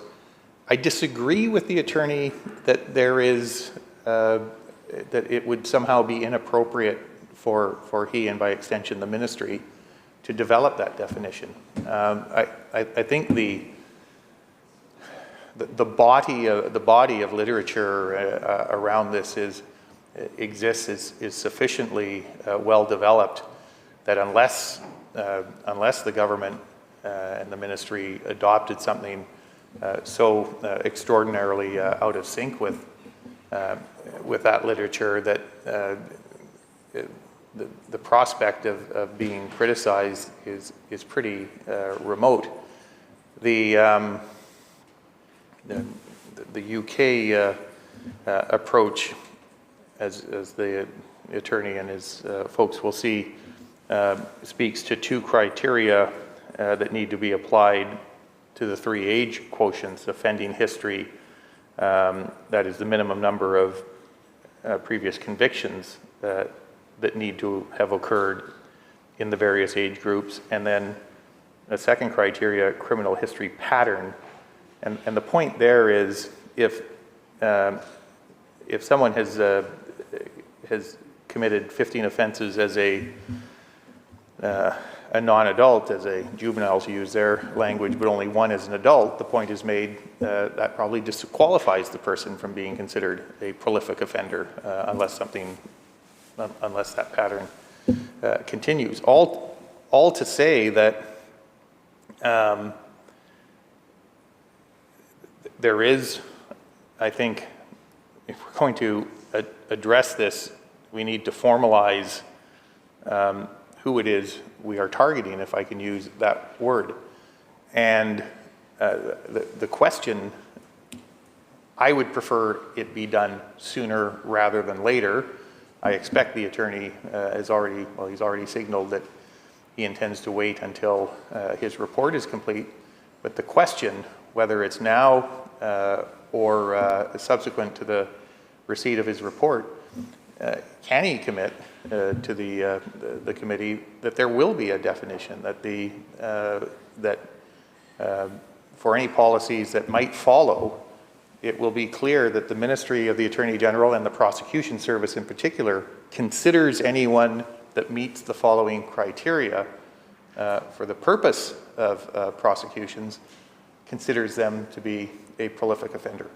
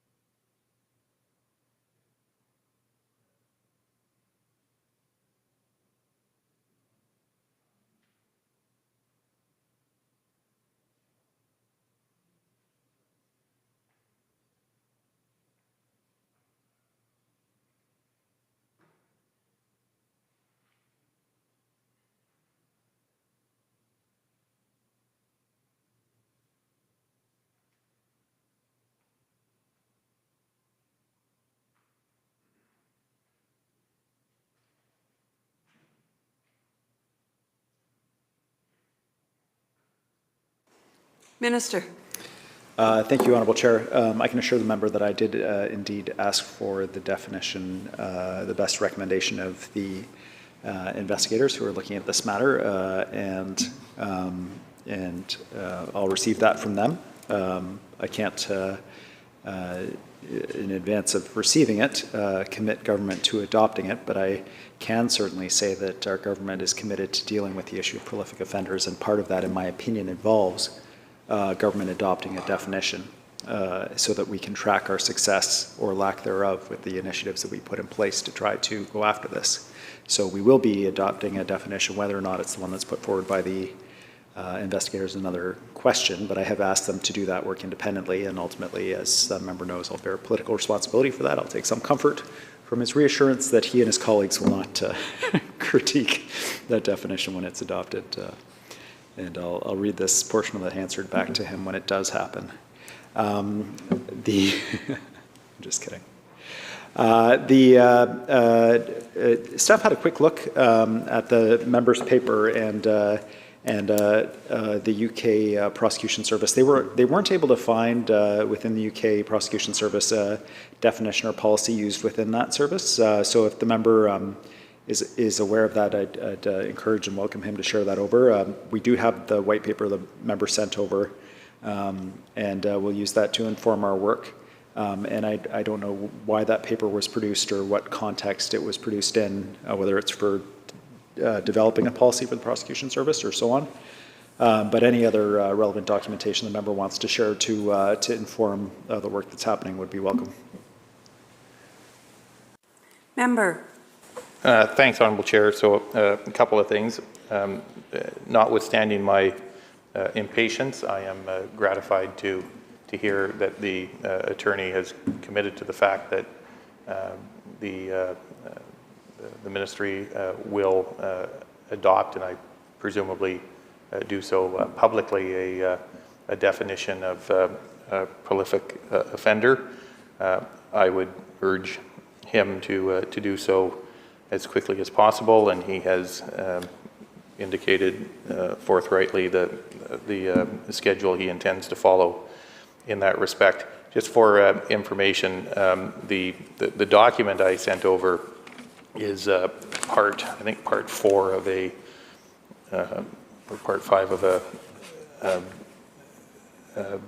a report published May 16th, 2019 by the Ministry of Justice, specifically on prolific offenders. And the last reference I'll make to it to emphasize the point that I think the Attorney General has accepted. On the third page of the document, the bottom of the third page of the document I sent over under the heading definition of prolific offender, which is actually set out above, the authors point to some statistics on a table on page 4 of the document, and I'll quickly read it into the record, that of all prolific offenders, by virtue of their definition, 4% were juveniles aged 10 to 17, 8% were young adults aged 18 to 20, and 87% were adults. And they further break that down,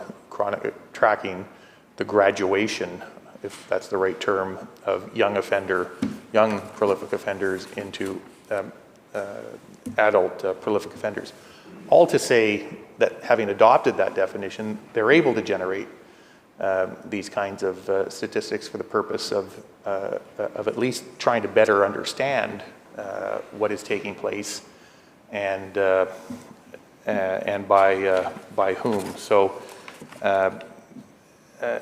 for all of those reasons and obviously more, I commend the report and we'll be watching closely as for the adoption and publication of a definition that will at least allow all of us to agree on who it is we are talking about when we use these terms.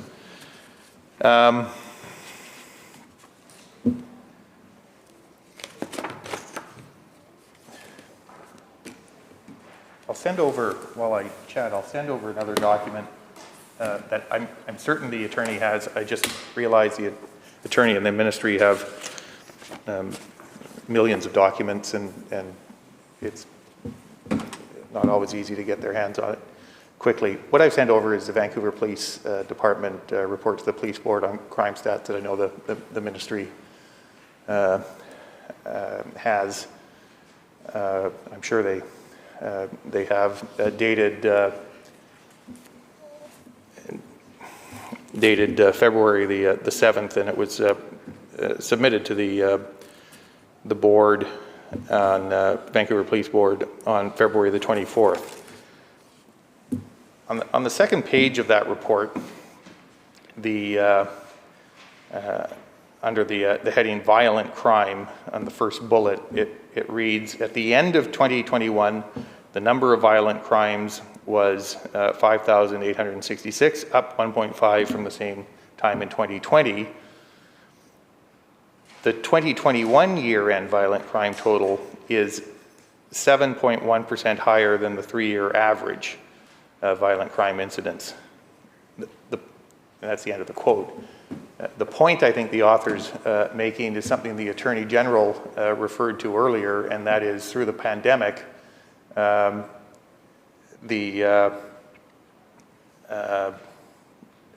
had, because of its impact on movement of people, that had an impact to skew the numbers. Further down in the second bullet, the fourth sub-bullet there, sub-point, the report says, quote, serious assaults decreased by 1.1%. However, the number of serious assaults in 2021 is 28.5% higher than the 3-year average between 2017 and 2019. So my first question to the attorney, with the assistance of his staff, does he accept those numbers as a description of the problem? Does the Ministry of the Attorney General accept the data as reported by the Vancouver Police Department to the Police Board as being accurate with respect to the reporting of violent crime?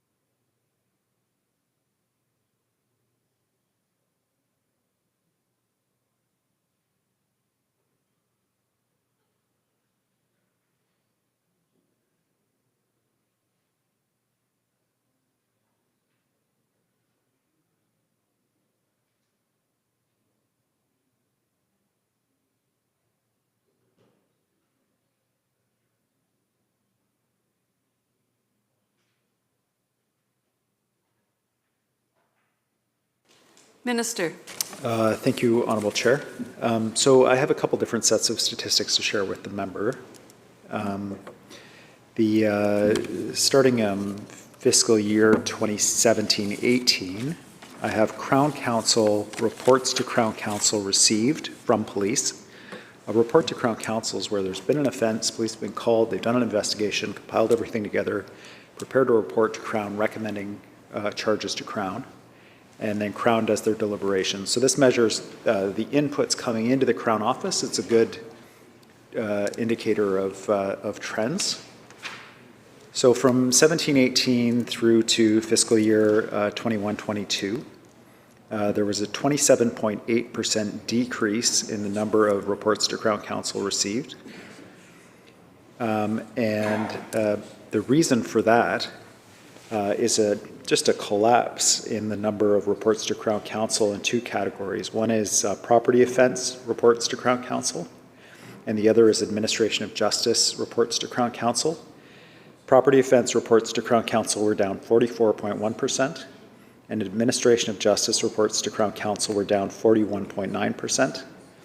A significant but smaller decrease was in other offence reports to Crown Council, which were down 17.5%. The one outlier is what Crown Council described as person offence reports to Crown Council.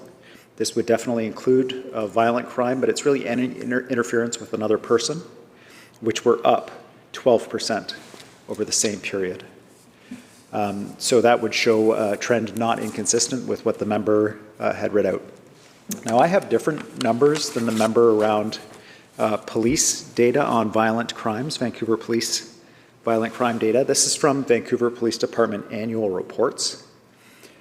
The violent crime trend line from 16-17 through 2021 in their data indicates an increase from 5,266 incidents in 2017 to 5,865 incidents in 2021, but a similar decline, marked decline in property crime from 40,711 property crime incidents in 2017 to 28,733 property crime incidents in 2021.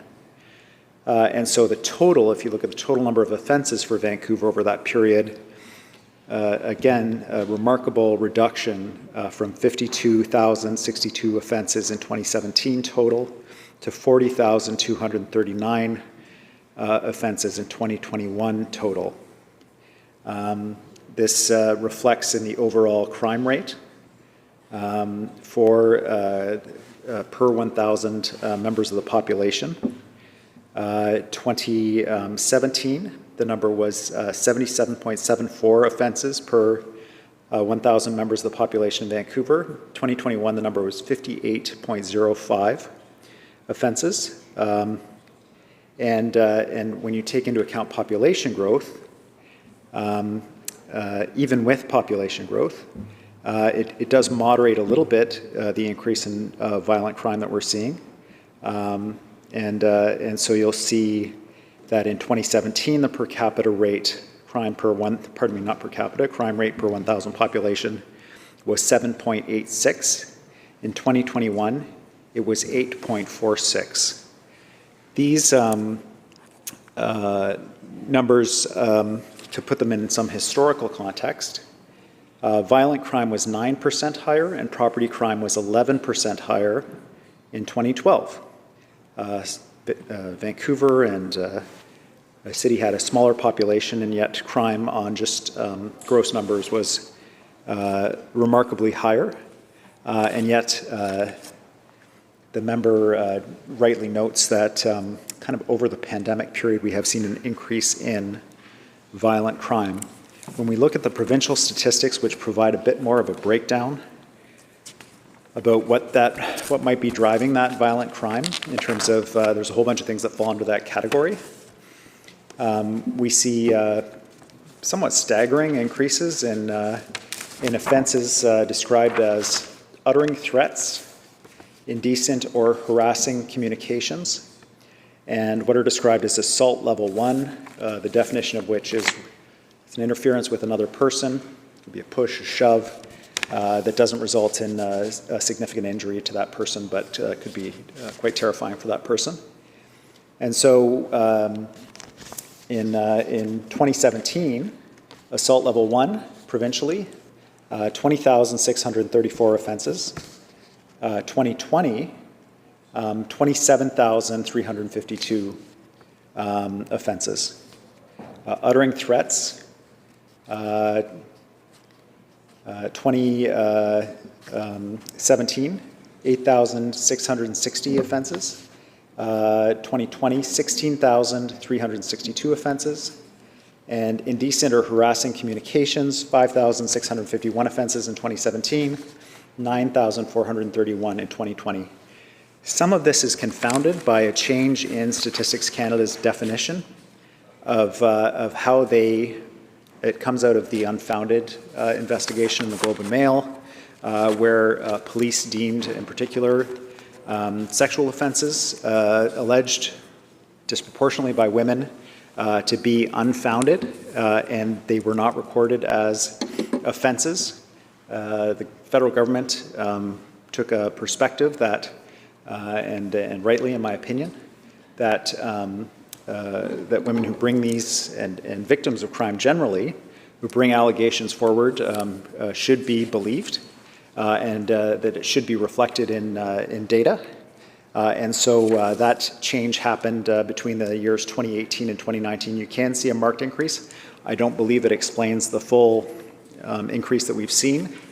There are many explanations that have been offered about the decline in civility and the increase in the shadow pandemic that was described of violence against women, and associated uttering threats, racial epithets, and other activities that we've seen during the pandemic increase. I think we'll be researching for many years why this is happening. But it is a complicated picture in terms of both provincial and Vancouver crime statistics. The trends that the member has identified, I think, are correct. The numbers, I have different numbers from the annual reports than the one that the police board report has. I'll just, of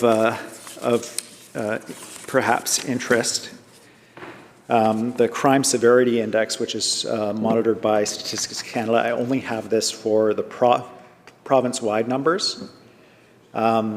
It has decreased from a high in 2019 to be more consistent with the long-term average, but it's still higher than normal. So for violent crime severity in British Columbia, we are currently lower than violent crime severity was in 2011-2012 in British Columbia, but at 89.5 on the Crime Severity Index, we are significantly higher than we were in 2017, which was 74.5. For Youth Crime Severity Index, happily, the numbers are much lower in 2020, the most recent year for which I have data. 28.2 is the Crime Severity Index measurement, and that is actually the lowest crime severity for youth since 2011, according to BC statistics.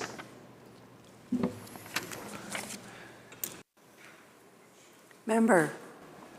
Honourable Chair, thanks to the attorney. So a number of things that flow from that that I would submit to the attorney.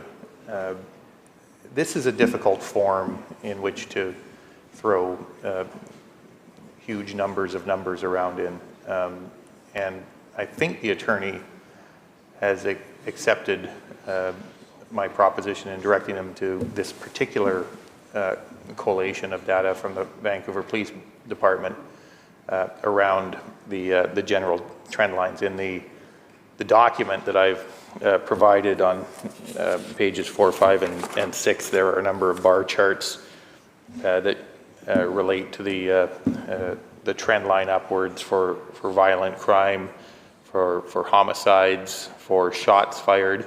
Happily, there seems to have been a significant decrease in bank robberies, for example. But in these other areas, and by the way, to put on the record, seemingly a significant decrease in property crime. But in these other areas, in numbers that, as I was listening to the attorney, whilst perhaps they were slightly different, didn't strike me as being all that different from the numbers he is quoting from. All to say that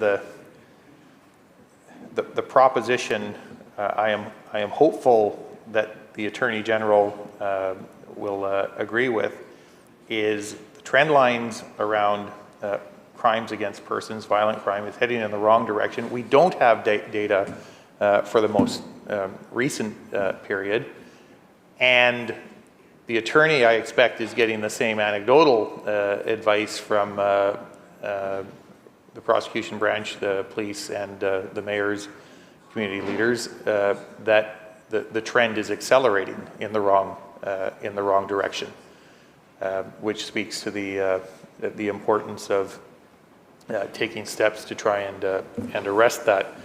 In one other point about the Vancouver Police Department report that I provided a copy to the attorney with is on page 10, and just direct he and his staff to that. And this is, I think this is going to be relevant to a conversation that is going to arise at some point, and maybe peripherally already has, and it relates to Section 28 Mental Health Act apprehensions.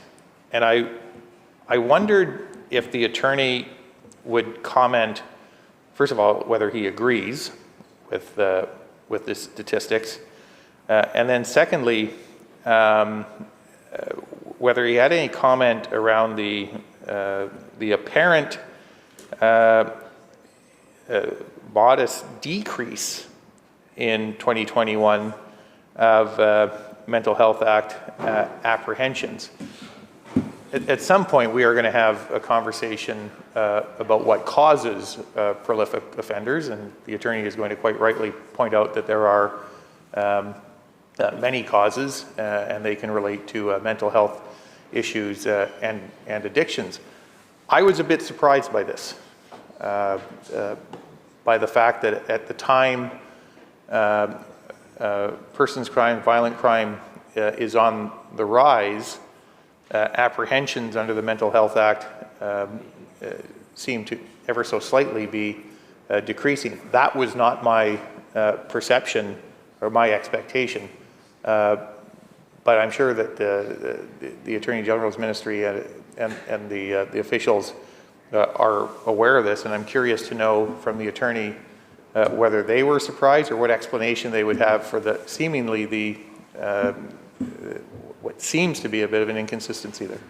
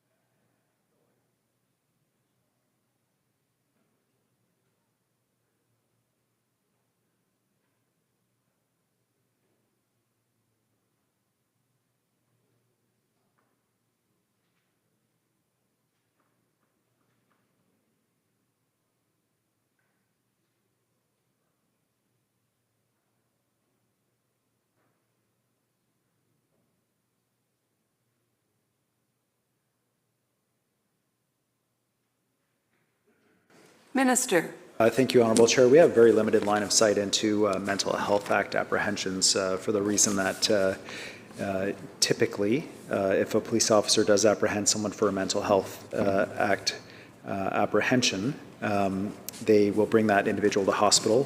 The person may be admitted as an involuntary patient to that hospital.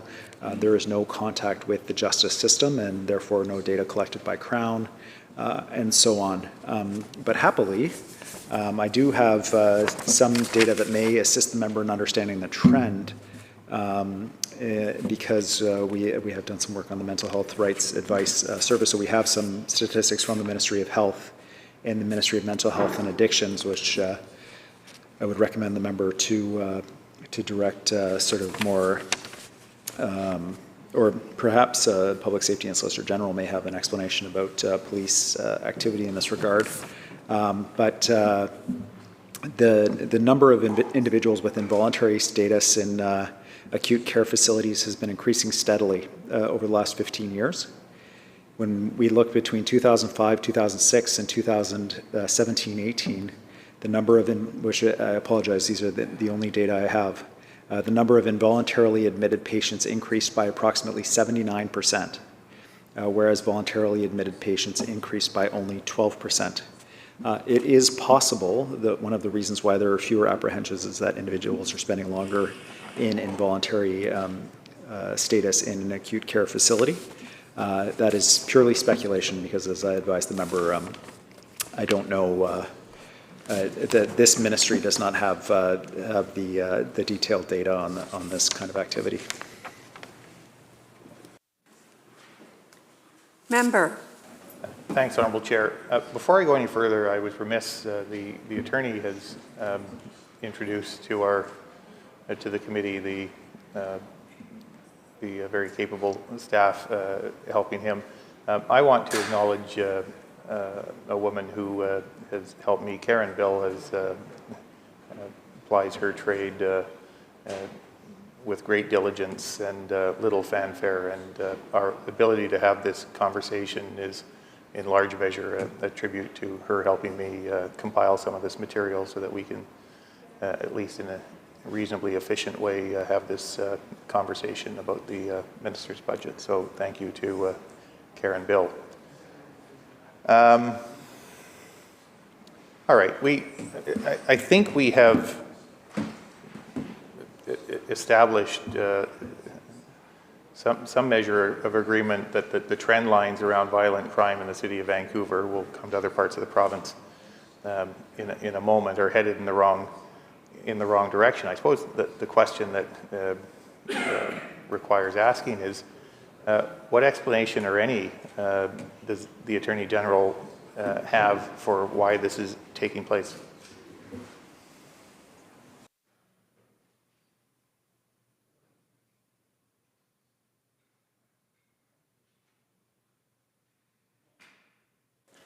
Minister. Thank you, Honourable Chair. This is exactly one of the questions we've asked the investigators to look into. We've had a meeting with Vancouver Police Department to discuss this issue. They've identified specifically in Vancouver an issue of random stranger attacks, which they point out, we're at pains to point out, is distinct in their assessment from the group of prolific offenders. And so in the terms of reference for the investigators, I set those out separately.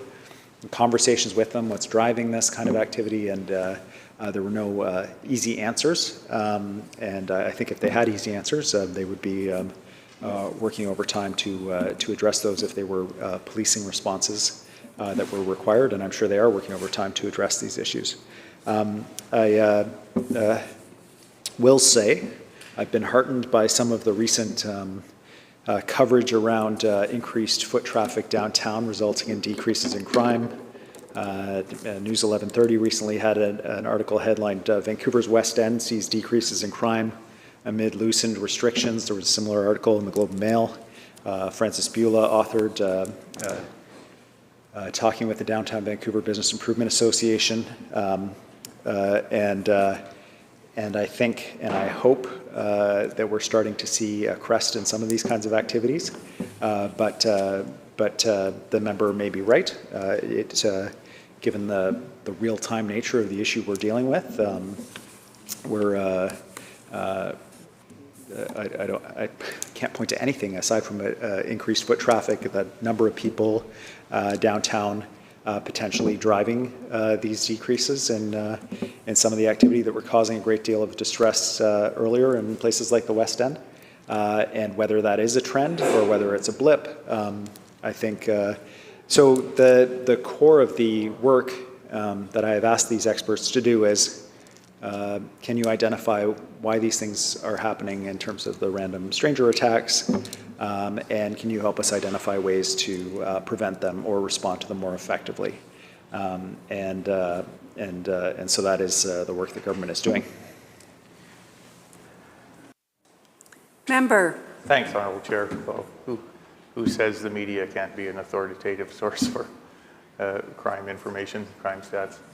I am obliged to ask the attorney this question, and will do so. Insofar as the data began to reveal a trend line in the wrong direction, particularly in the areas of violent crime, the question that he has seen posed in those same and other media outlets, and that I will pose now, is why it took until last month or several weeks, 2 weeks ago, 2 weeks ago, for the Attorney General to take the very preliminary step of calling for this study to be undertaken. Minister. Thank you, Honourable Chair. So the question is premised on an incorrect assertion, which is that this investigation is all the government has done in relation to the issues of mental health and addiction driving criminal activity and the feelings of a lack of safety in downtown cores. The member will know that we have taken very significant measures to address large-scale encampments in downtown Victoria and downtown Vancouver, the Wally Strip, that we committed in the budget 500 complex care beds for people with serious mental health and addiction issues. Cities like Vernon that track these numbers carefully are now reporting a 50% decrease in crime in their downtown core, thanks to supportive housing that's open there, getting people inside and addressing their core needs that were driving some of the criminal activity that they were engaging in. Very positive results from that community. Situation tables are providing positive results funded by the provincial government in communities like Quesnel. And yet, despite that work, and as the mayors themselves will say, we work together closely on complex care and on delivering these programs. There are a group of people who will not take up these voluntary programs. And the extent of this problem, I think, surprised them, certainly surprised me, in the context of what I would describe as historically low levels of overall crime in Vancouver and the province. Certainly we were aware of the disorder issues, the challenges downtown, but the impact of this small group of prolific offenders driving some of that disorder downtown. When they initially raised the issue with me and I asked them to collect some data on this so that we could have a look at it, I think we were all unpleasantly surprised by the results which led to that investigation.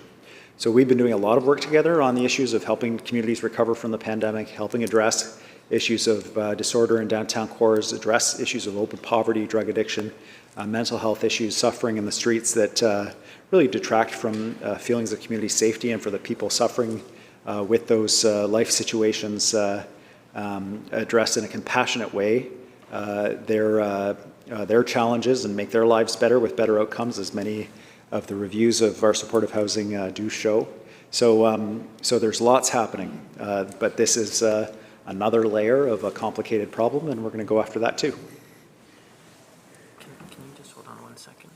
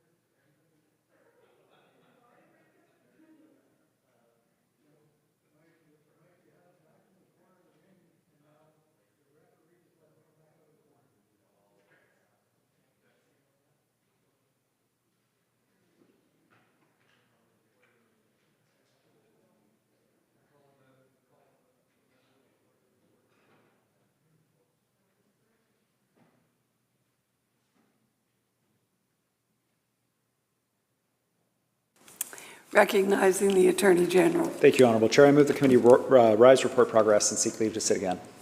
You've heard the question. All those in favor? Aye. Opposed? Motion's carried. Yeah, you're going to report, so we'll just need the speaker. Committee is adjourned at this moment.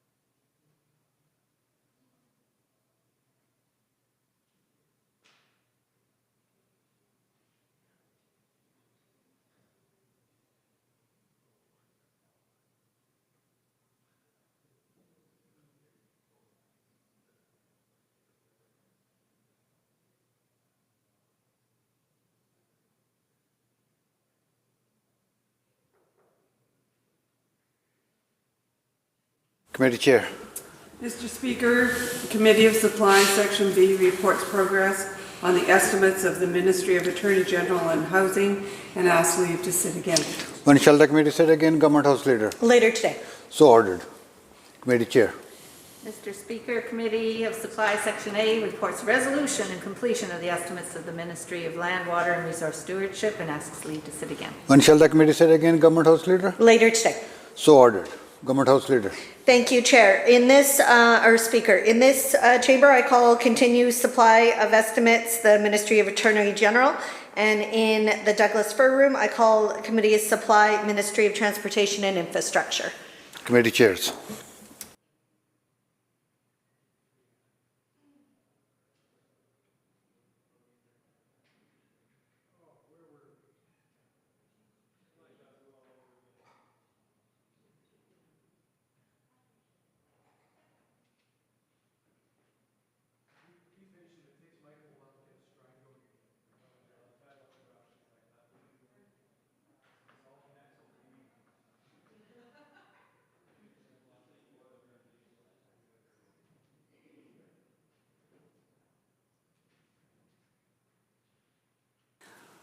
I'll call the Committee of Supply for the estimates of the Ministry of Attorney General and Housing back to order. Minister. Thank you, Honourable Chair. I move vote number 15, resolved that a sum not exceeding $581,587,000 be granted to Her Majesty to defray the expenses of Ministry of Attorney General and Ministry Operations to 31st of March 2023. Put it on the tow truck. Member. Thanks, Abbotsford West. Thanks, Madam Chair. So the Attorney's last comments are probably as good an opportunity as I'll get to offer this confession to the committee, because we all come to these conversations with certain biases and they color the way we analyze these things, and I think this is one of those times, and I'm happy to lay on the record a bias that I have. I accept absolutely the notion, the proposition, and as a fact, that many of the people who commit crimes, commit acts that are outlawed in the criminal code, do so from a position of diminished capacity, whether that is by by reason of mental health issues, addictions.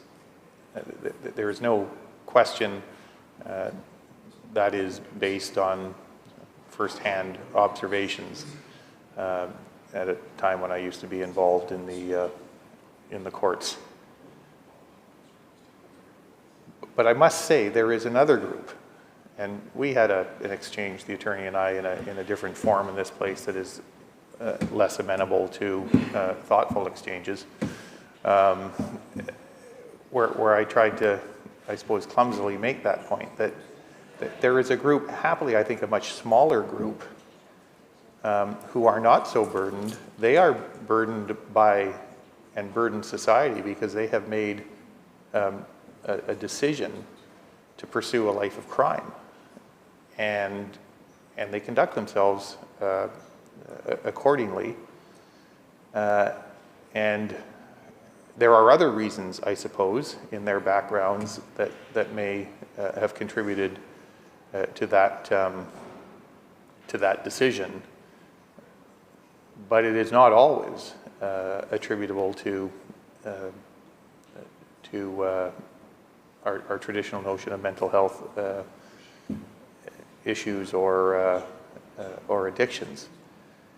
The reason I say that is because the attorney will, as he already has, point out steps that the government has taken to address that group of people who are impacted by mental health issues and addictions.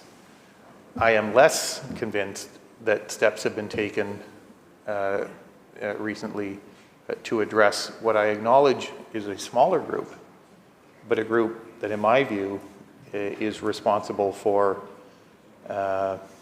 much of the havoc that the Attorney General is receiving submissions about from leaders like the mayors, which is a good transition for us, because the next document, if you will, that I wanted to refer to, and I'm sure the attorney has it over there, is the letter he received on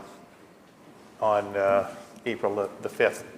If he doesn't have it readily available, I have a copy. So if that makes it easier, I know he has it, so I'm not suggesting that. You have it? So the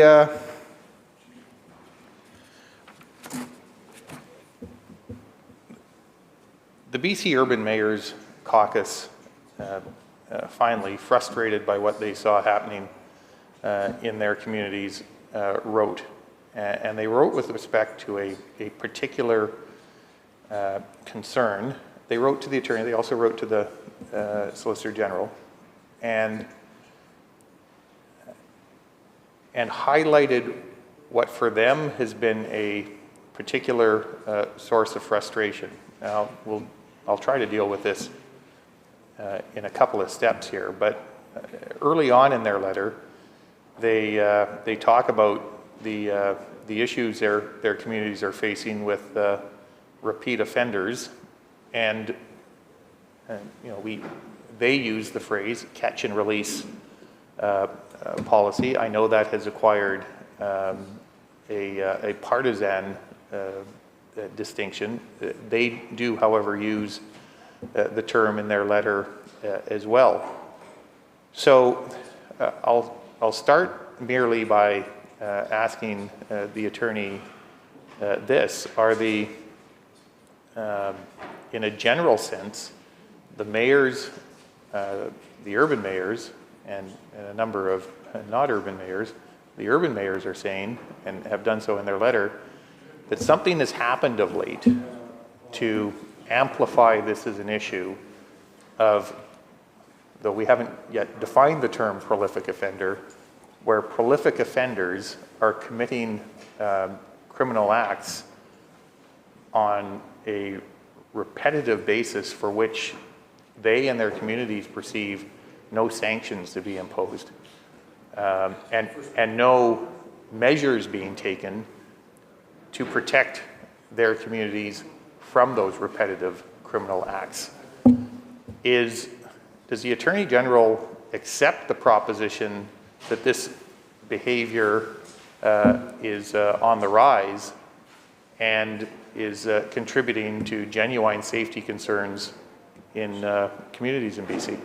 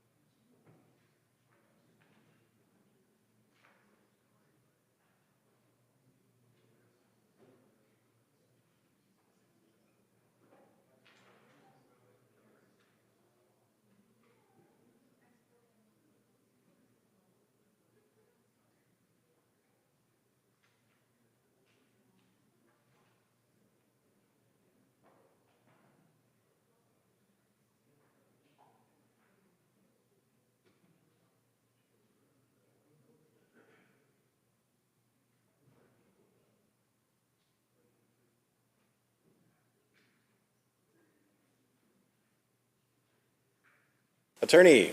Thank you, Honourable Chair. We spent a brief moment discussing the member's question, and I'll acknowledge that we are a technical ministry when it comes to questions. So, does it mean someone's arrested? There's a question of whether they should be released either at the scene of the offense by the police officer, catch and release. That's something that can happen, that does happen. Be released under conditions agreed to that the prosecutor proposes. Catch and release, that is something that happens. The person still comes for trial and for hearings and so on, procedural matters, or their counsel does, but they're waiting for their trial in the community, not in a remand facility. Or appearing in front of a judge and the judge says, I've decided that I can release you back into the community with these conditions. Catch and release, that's something that happens. So those are all stages at which someone can be caught. The police can have reasonable and probable grounds that the individual committed the offense, they're arrested, and they're released at some stage along their journey, or they're sent to a remand facility to wait for trial.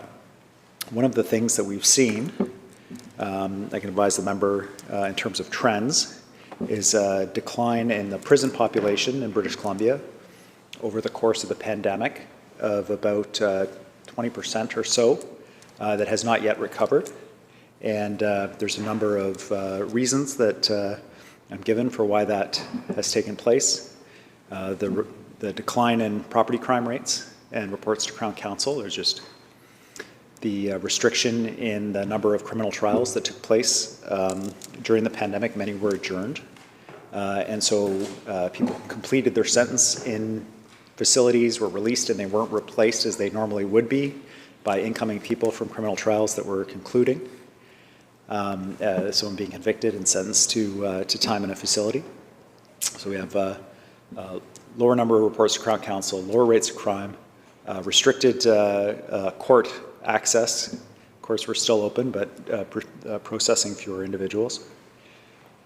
And then one particular category of offense, which is administration of justice offenses, had two separate initiatives impact, and I read to the member earlier statistics about the collapse in the number of administration of justice offenses. It was one of two categories with remarkable declines. Bill C-75 out of the federal government, requiring courts, prosecutors to use least restrictive means when someone is brought in front, is arrested on an offense. They're put on conditions to wherever possible avoid custody, and to use least restrictive means in terms of the conditions that are imposed. And when someone breaches those conditions, to only pursue an administration of justice offense, breach of conditions, in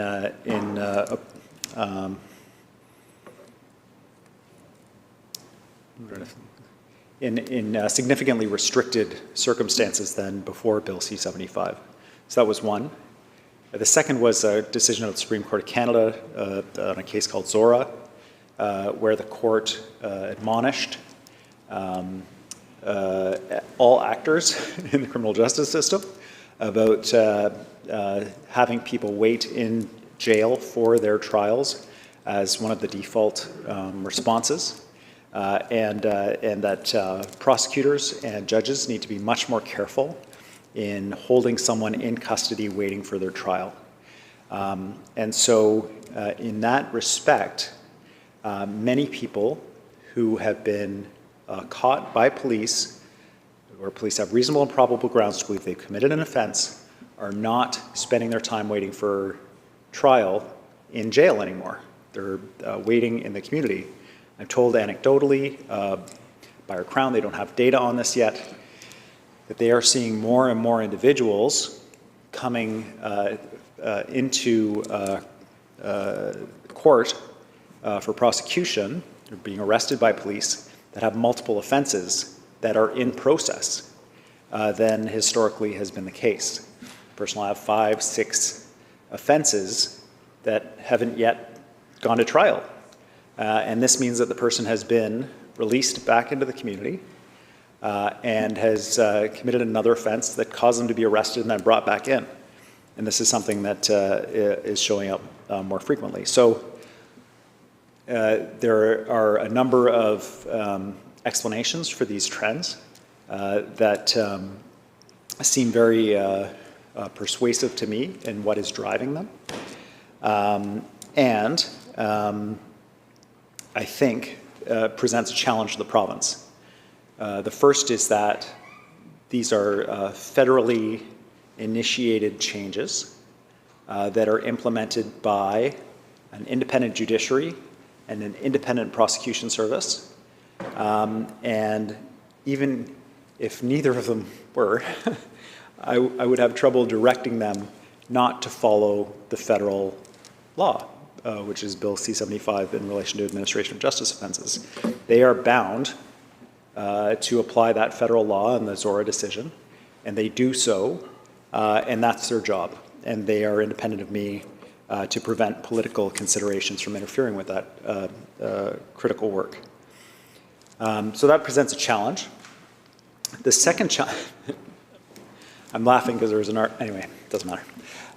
The second challenge is really more in the nature of an opportunity, which is that even though we do not prescribe the law that decides whether or not someone waits for their trial in custody or in the community, as a province, we do have a number of opportunities to respond to situations where, and it might be through, we've canvassed some of these possibilities in the legislature. I set out a number of them in terms of reference for the investigators. Opportunities to provide supports to the justice system to recognize that people will be waiting for trial in the community in a way that they weren't before, to mitigate these potential harms while they're waiting for trial. And I did set out things like electronic monitoring and support services that would be mandatory, available to judges to access. Perhaps there are other opportunities available out there. This is the work that we have tasked these investigators to do. So we're working within this federal context but there are opportunities that come from the challenge to address these issues. Member. Thanks, Honourable Chair. So a few things that flow from that I can convey to the Attorney General in advance of my question. First of all, in the course of this discussion, I may be interested in other things, but what I can attempt and what the opposition can attempt to hold the government and the Attorney General to account for are things within their control. And so insofar as there are other factors at play, the attorney won't and shouldn't be concerned that I will endeavor to hold him to account for those things. So, for example, we are now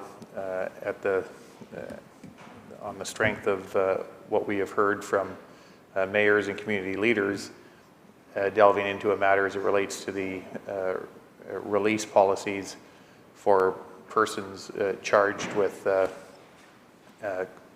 criminal misconduct, persons that we might reasonably consider prolific offenders based on their records.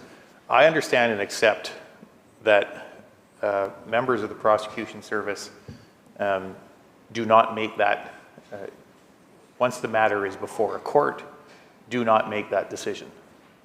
It is made by a judge on the strength of submissions made by the prosecution service and counsel for the defendant. And it's made by a judge, an independent judge, on that basis. The nature of the submissions and the position taken by the Crown is something that I can explore with the attorney and perhaps even provide some thoughts and submissions around. Secondly, I will say this to the attorney, and it's something that we'll get to either later today or next day. I have heard him refer to two sources of law that have complicated this matter. I'm not sure if he has used that word, but I will. Complicated this matter from the perspective of Crown Counsel. One is jurisprudence from the Supreme Court of Canada, and the other is Bill C-75 passed by the federal parliament.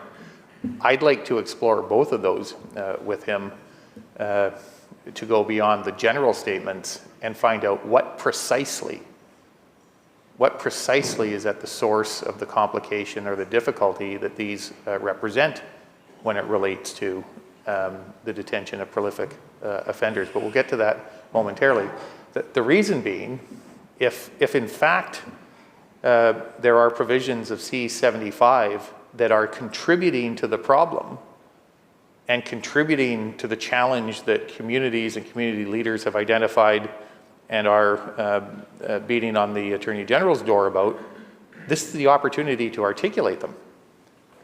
If the federal parliament got it wrong, then let's tell them that. More importantly, let's have the Attorney General tell them that. They don't care what I think, but they may care what the Attorney General thinks. And but we'll get to that in due course. All to say that to the extent, I'm not sure we'll get there today, but having those two or three decisions, and I can forewarn the ones I was interested in were Zora, Jordan, and Antic as the three that seem to me to have been referred to as having been problematic, or at least others have said it's potentially problematic. And of course, C-75 and having that available would be helpful. In the letter that has sort of prompted this, that I'm referring to and prompted this discussion today, there are some anecdotal references. I'm not going to ask the Attorney General to comment on specific accused persons and specific cases. he can be assured of that. But I'm going to refer to them because I'd like to get them on the record, and then ask him some general questions about these kinds of circumstances. So the mayor cited on page 1 of their letter at the bottom an example from the Abbotsford Police Department, happens to be my hometown, who claimed to be monitoring 81, and they use the term prolific offenders, which they define as individuals with 10 to 29 convictions believed to be criminally active. And they say this is a 33% increase from 2019. 50 of those are considered, quote, super prolific. That's a new term. Super prolific, meaning they have more than 30 convictions. Now, they don't say within what period of time, and they don't break it down as young offenders versus adult offenders. But assuming, and I do, that information is correct from the Abbotsford Police Department, that's very troubling. They talk about, in Vancouver, 40, and here again, a slightly different term, super chronic offenders have an average of 54 convictions per offender. 40 people with a total of 2,152 convictions. They then get, and they list for almost a dozen communities, and then they get very anecdotal, and I'll mention 3 of these examples. In Abbotsford, an individual who, at the time the letter was written, had several outstanding warrants for his arrest for the second time within 2 weeks. His latest release order was issued and breached the same day. Last arrested and charged with theft of motor vehicle, robbery, assault with a weapon, resisting obstruction of a peace officer, and driving while prohibited in 2021. Initially remanded for 2 weeks, then issued release order. Latest 3 convictions were for breach of probation, breach of undertaking, and breach of release order. That's the example from Abbotsford. In Kelowna, since an individual who apparently since 2016 has generated 346 RCMP files and received 29 convictions for property crime and assault offenses, currently has, quote, no-go conditions to 11 businesses. The offender is routinely released with conditions and subsequently reoffends. And then finally, a third example that I'll refer to from the letter, in Nanaimo, an individual who generated 300 crime files, was a young offender until 2019. From 2019 to 22, as an adult, had 113 files, 20 of which generated charges. From 2019 to present, they had 21 criminal charges, resulting in 7 convictions, and 8, 1 non-conviction, 1 pending, 8 stay of proceedings. We don't know what that definition, prolific offender, super prolific offender, but assuming these descriptions are correct, they are likely to fall within that category somewhere. By the way, the one I didn't mention from Victoria, 248 offenses for an individual in a short period of time. To what extent, let me ask this, to what extent does the Attorney General's Ministry and the Prosecution Service track, I mean, we know when a report to Crown Counsel comes in, the Crown Counsel does their work. They assess the charge and make a decision based on to proceed or not. They have to make a decision on submissions around detention or release. But to what degree does Crown Counsel track individually and perhaps cumulatively the kind of these files that if we had a definition, or when we have a definition, might fall into the category of prolific offender? how is the prosecution service set up, or is it, to address what to any reasonable thinking person would be examples of gross, ongoing, blatant criminal activity, concentrated criminal activity that really wreaks havoc in communities?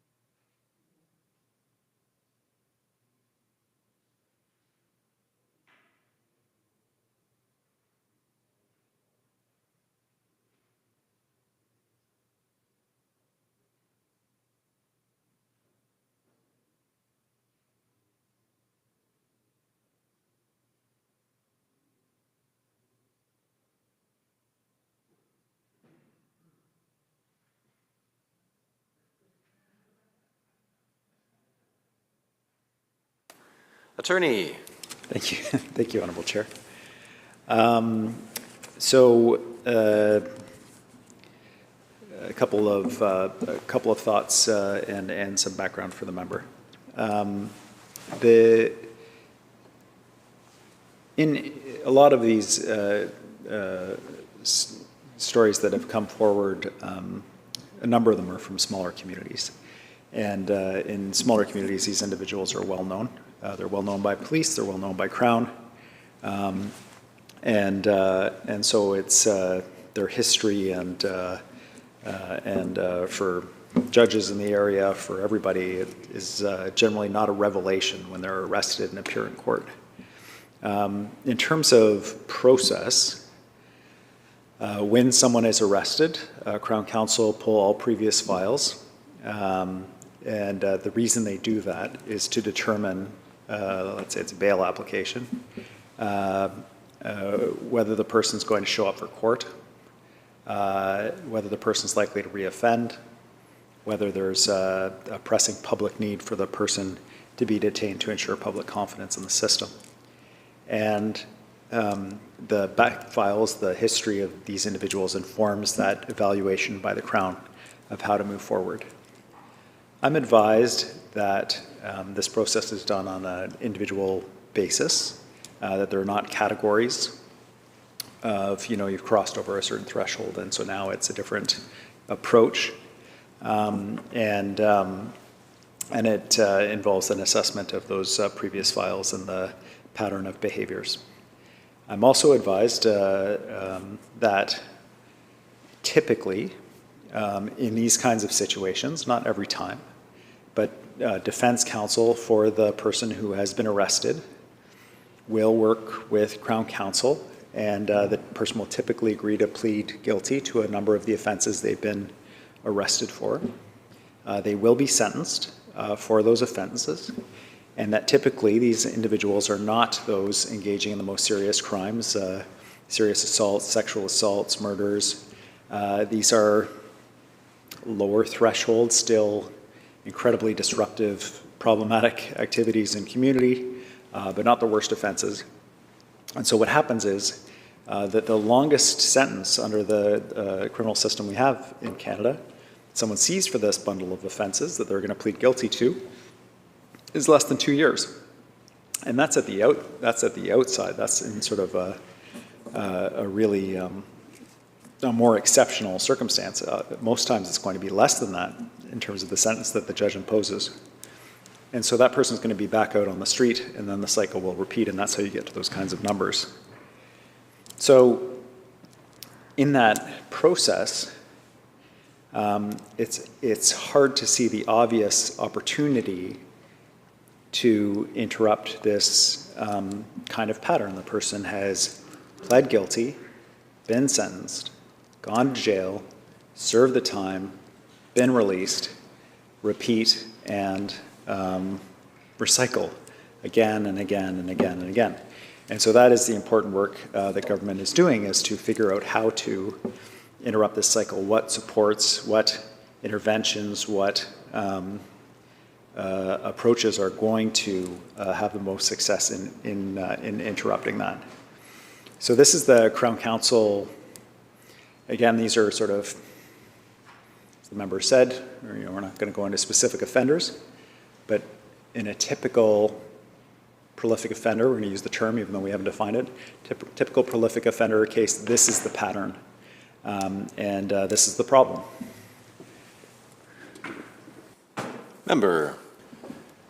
Thanks, Honourable Chair. And I'm not sure if this was communicated to the attorney, but by agreement, my friend, the leader of the Green Party, I expect is here expecting to participate in this at 4:30. Okay, good. Then the collaborative work of the opposition and government is on track for the moment. And so I will make one further submission on this point to the, and then I'll pick it up, I think likely when we return to these proceedings in the week following. And I'm going to say a couple of things in response to the Attorney General that are not intended to be argumentative, but I think elements of what he said I disagree with. I'll begin by making this observation as it relates to people who have shown a proclivity to offend and reoffend, that notion of the prolific offender. Seriousness is in the eye of the beholder, and to be fair, I've heard the attorney say, when you are the victim of one of these acts, an assault that doesn't qualify as attempted murder, perhaps, it's still serious. It's certainly serious for that person. I don't think the attorney argues that point, but there is a tendency, as someone who has been involved, again, in the court system, to measure these things. And the idea that someone who has been convicted 20 or 30 times, I think the reasonable person would observe it's starting to get serious. It's long past the point because of the numbers of people that are being negatively impacted. The attorney has referred to the statutory test for judicial interim release, and I'll say this. We know what it is. It's in the criminal code, and I know the test of the reasonable person.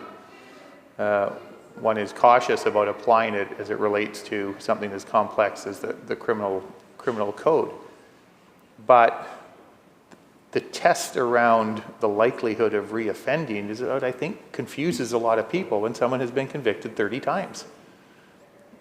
And even in the scenario that the Attorney General has laid out, which I'm not quibbling with, the person, the average person, the member of society, the mayor says, I think I can make a pretty good case that this person's going to reoffend after the 30th time in 3 years. And the degree to which that doesn't seem to be reflected is in some of the approaches and decisions. So I'll say this. There is a paragraph on page 3 of the letter from the mayors. I'll just read it into the record. Importantly, not all prolific property offenders require a healthcare response, but rather require that their repeated and constant offending be deterred and denounced. These individuals are having a negative and costly impact on the local business community, putting extreme pressure on policing resources and eroding the sense of public safety and trust in the justice system by residents in all our communities. That's the assertion in the letter. I agree with that. And I'll go further in a moment. I'd like the Attorney General to indicate in this committee whether he agrees with that statement. And I'll say this, and it's not something one likes to say, but in the case of someone who persistently chooses to engage in doing harm to others or even other people's properties and refuses to cease that activity and over a shortened period of time consistently reoffends and is convicted, it may be that the only way to stop that person is for them to be detained pending the trial and following the trial a further period of incarceration. And I get that in many circumstances, people are challenged with other things in their life, mental health, addictions, for which that response may not be appropriate or isn't appropriate. But I think we have forgotten the group that is causing these communities and these mayors a lot of their concern. And in the day ahead or the days ahead in these proceedings, I'd like to explore with the Attorney General how we might better respond to those concerns and offer up some suggestions about how that might be done. But I'm now over the time I promised to cede the floor, and also want the attorney to have an opportunity if he wishes to respond to what I've just said.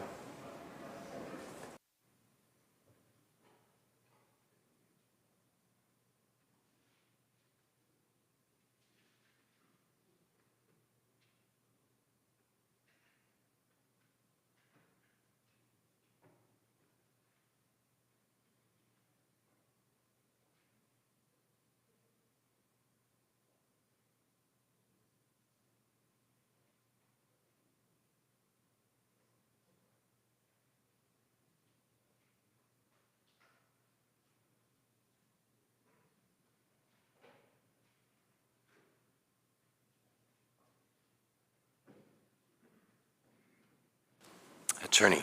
Thank you, Honourable Chair. Just one point of concern is that there seemed to be a conclusion reached by the member that Crown in these kinds of situations that the member has described, this person's got a long history of reoffending, that Crown would not be seeking that individual's detention. He said, it seems like they're likely to reoffend and that the public confidence in the justice system requires seeking detention. Crown does seek detention. C-75 does not prevent Crown from seeking detention, and neither does Zora in appropriate circumstances. The challenge is, and Crown often gets that detention order, and so then the person's in custody waiting for trial. That's typically when, and I kind of ran through the process for these individuals, they're sitting in jail, they're like, okay, I don't want to wait for trial. Their defense counsel reach out to Crown. They come to an arrangement to plead guilty. There's a sentencing, the person serves the sentence, and then they're back in the community and the cycle begins again. And I said that's the typical process, and that is also the problem. Now, Peter Juck, ADEG, reminds me that pre-charter in the criminal code, there were provisions that allowed you to hold prolific offenders essentially indefinitely. Those provisions are no longer available. We're bound by the criminal code sentencing provisions. And while I agree with the member that when you're a victim of crime, if someone pushed my wife and kid into the street, it would be a level 1 assault. Wouldn't feel level 1 to me or to them. But it would certainly be subject to criminal code provisions where sentences were not life sentences. And so, in fact, we're significantly less than that. And so the challenge that we have is working in this federal criminal code context and working within the charter that we're all bound by in our work. How do we address this problem? And I agree with the member, there are criminals. There are people who commit crime for profit that choose that lifestyle willingly.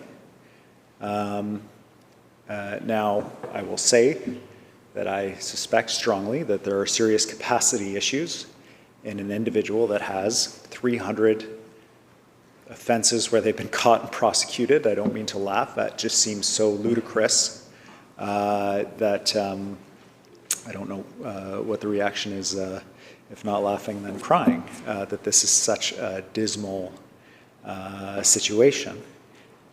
It feels to me like that person has a pretty serious capacity issue, but really semantics, I guess, at the end of the day, when we're talking about people who are choosing to engage in criminal activity. Mental health and addiction issues are serious issues that cause people to be more involved in criminal conduct than they might otherwise be, because their judgment is impaired, because their volition is impaired by the organic brain injury or by the mental health issue or by the substance that they've ingested, causes them to participate in criminal activity and often in too often in problematic ways. So in many ways, I agree with the member. I'm not sure that we have a significant point of departure, and it's very difficult to talk about these things in the abstract, but almost necessarily so. But I've enjoyed the conversation. I look forward to the questions from the member from the third party. Leader of the third party. Well, thank you, Mr. Chair. And just for the Attorney General's benefit, I'm going to be asking a lot of questions to start on housing. So I'm not sure if there's a difference in staff or... Attorney. Chair, I have housing staff coming Monday and Tuesday of the next sitting week. The staff who are here are the BC Prosecution Service. The Deputy Attorney General is here. I can endeavour to do my best to answer the questions, or the member could bring her questions when BC Housing is here as well. I'll have perhaps more detailed answers. Member for Abbotsford West. Why don't we huddle here for a minute?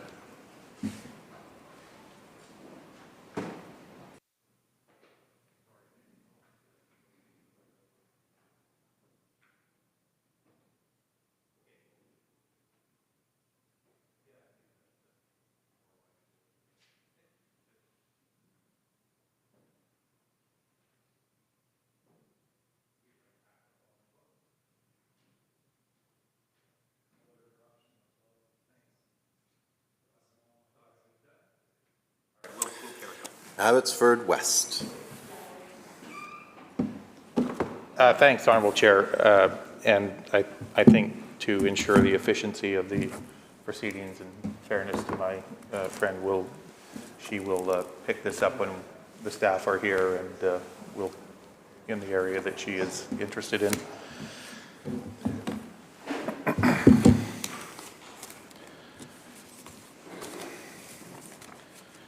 So we'll come back then to where we left off in the exchange. Earlier in these proceedings, the Attorney General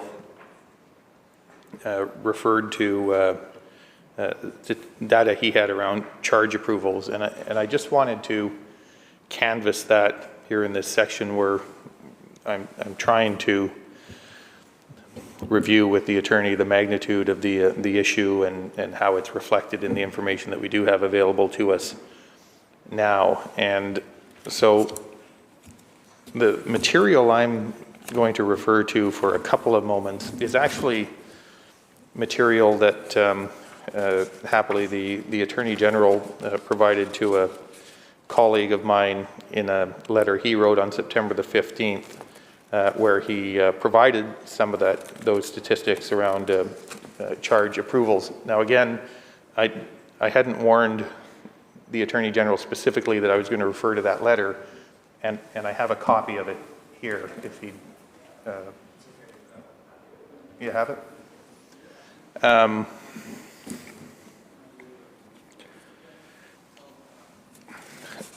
So the Attorney General responded to my colleague from Kamloops North Thompson, who had made queries about charge approvals in Kamloops and the interior region, and he did so, and with an attachment to the letter that included a couple of tables that showed the numbers, and this will take a moment, but I'll get this on the record, and if the attorney and his staff have the table, it's probably easier for them to follow than for me to try to make sense of the numbers I'm going to read into the record. But these are statistics that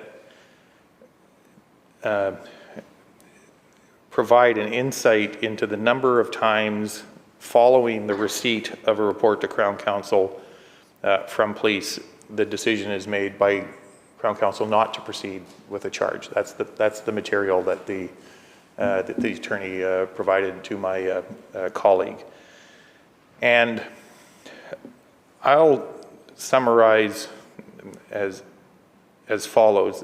There were three tables. One was for Kamloops. And just by way of example, in 2016, Crown received, the Prosecution Service received 3,244 reports to Crown Counsel. Of those, the decision not to charge was made in 440 cases, about 13.5%, according to the data. I'm not going to read all the numbers into the record, but the trend line goes as follows. In 2017, the decision of no charge was 11%. In 2018, it was 14%. In 2019, it was 16%. In 2020, it went to 27%. And for the first half of 2021, it was tracking at 20%. The other interesting feature is the number of reports to Crown Counsel received decreased fairly significantly. Looks like, I didn't do the math, but it looks like almost by 33%. And that similar trend appears in the interior region, where in 2016, the decision to no charge was 14%, and it tracks at 14, 13, 15 until we get to 2020, when suddenly it jumps to 22% and remains that high. And for the province of BC, Again, and these are larger numbers because it captures the entire province. 73,486 reports to Crown Council in 2016. 12% of those decision was not to charge. Tracks at 12%, 12%, 13%, 14% in 2019, and then it goes to 20%. I mean, not quite doubling, but almost a double. At again a time when the number of reports to Crown Council goes from 73,486 down to 64,000. So the number of reports coming in is going down, but the number of times the decision is made not to proceed with a charge is going up significantly enough starting in 2019 and 2020, I would say, to register our attention. I guess the obvious question is why? What's happening to explain that phenomenon?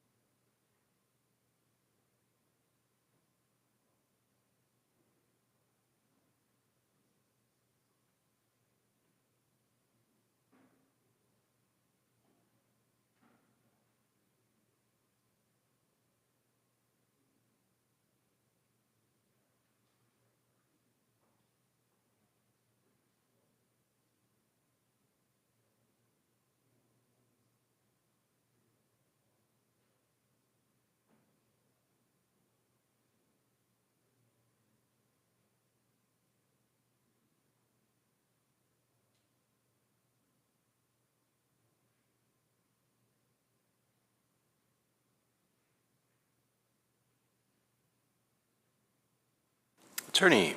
Thank you, Honourable Chair. So the question is a sound one and an interesting one.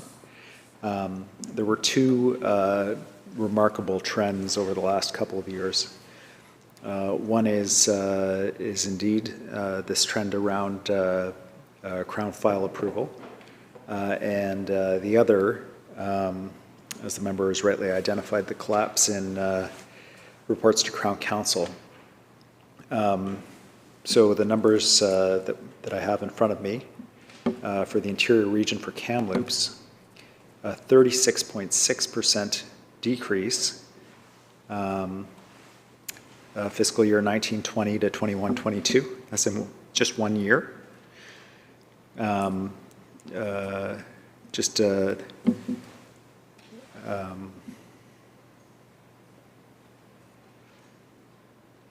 Pardon me, over the 2-year period of the pandemic. In the whole interior region, a 22% decrease in report to Crown Council. And it wasn't just something weird in the interior region, double-digit decreases, 22% Vancouver Island, 23% Vancouver region, 19% Fraser region, 8.2% Northern region. I don't think there's a memo that went out to police saying, hey, everybody, file fewer reports to Crown Council. It may be that police didn't have regular staffing levels. It may be that crime, because everyone was in sort of at home, and a lot of property crime takes place when people are at work, away from their home, and therefore there was just a reduction in that kind of crime. Really, really hard to explain that kind of change over that time period.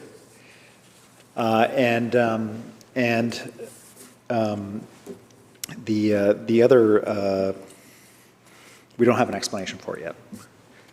The other piece, the decline in Crown Council approval of files, we have two theories about what has gone on here. One is in relation to the files that are facing the highest level of non-approval by Crown. They are administration and justice offenses. That'll ring a bell for the member. These are breaches of conditions on release, where someone is arrested for breaching the condition and then brought back, and Crown police are recommending a charge of breach of conditions, and Crown are not approving that charge. We've discussed the change in the law that sometimes takes some time to translate through, the Zora decision in C-75. We think that's a factor. How big a factor is an open question. The second piece, and it's an open question, and it's not meant to be disrespectful to anybody, but maybe reflects the trying conditions of the pandemic, low staff levels, and so on. It is possible that the quality of files coming forward to Crown during the pandemic period with reduced staffing and availability of staff from police were not able to meet the charge assessment standard, and that may have caused some of this reduction. I'm advised that Crown, the prosecution service, is seeing a return to more historic levels of approval. The most recent fiscal year that just concluded, will take some time to finalize those numbers. Usually these numbers are not released until July because there's still files that are in process even after the fiscal year ends. And so currently that number is sitting in the mid to high 70s. And so we'll see where that number ends up. But a significant recovery from the dip during the pandemic period. So I wish I could be of more assistance to the member and say, well, it's obviously this. But in fact, it's a really unexpected shift in police behavior and in Crown approvals during the pandemic period that we're still working to unravel the causes of. Member. Thanks, Honourable Chair. Okay, so there is agreement around the two trends that this reveals. One is the number of reports to Crown Council received, and then the second one is the rate of approval of those reports to Crown Council changing. As it relates to the number of reports to Crown Council, and I'm not going to, well, I guess I am going to offer my opinion through the heightened period of the pandemic. you're in lockdown, no one can drive, no place to drink, no drunk driving. I mean, the restrictions on the restrictions on people's ability to move around is going to impact and reveal itself in terms of behavior and criminal behavior. That's obviously not a scientific explanation, but I'm less perplexed by the reduction in the number of reports to Crown Counsel than I am in the significant change in the rate of approvals, because something changed, and I'll mention the first two things that I don't think the police suddenly started writing less reliable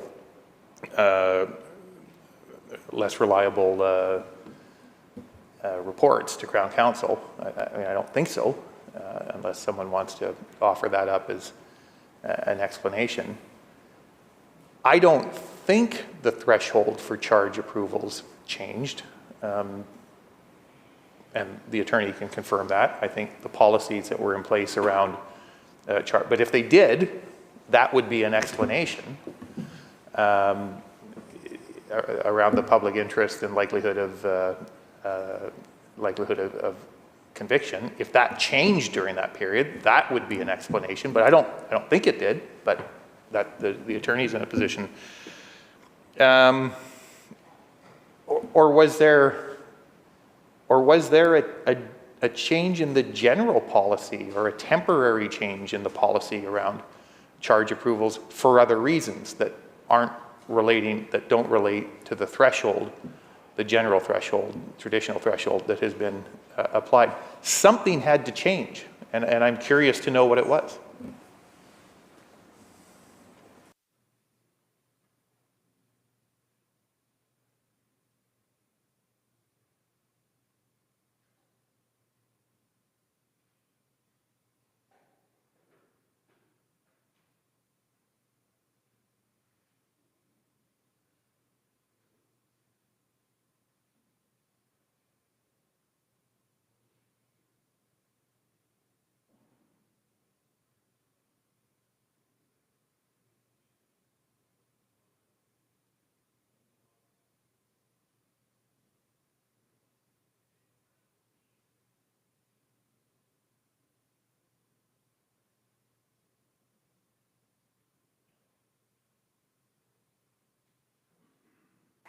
Attorney. Thank you, Honourable Chair. The member's correct. There's no change in the threshold for charge approvals. There was no change. That is not the source of our of the trends that we see. Canvassed with head of the Prosecution Service, at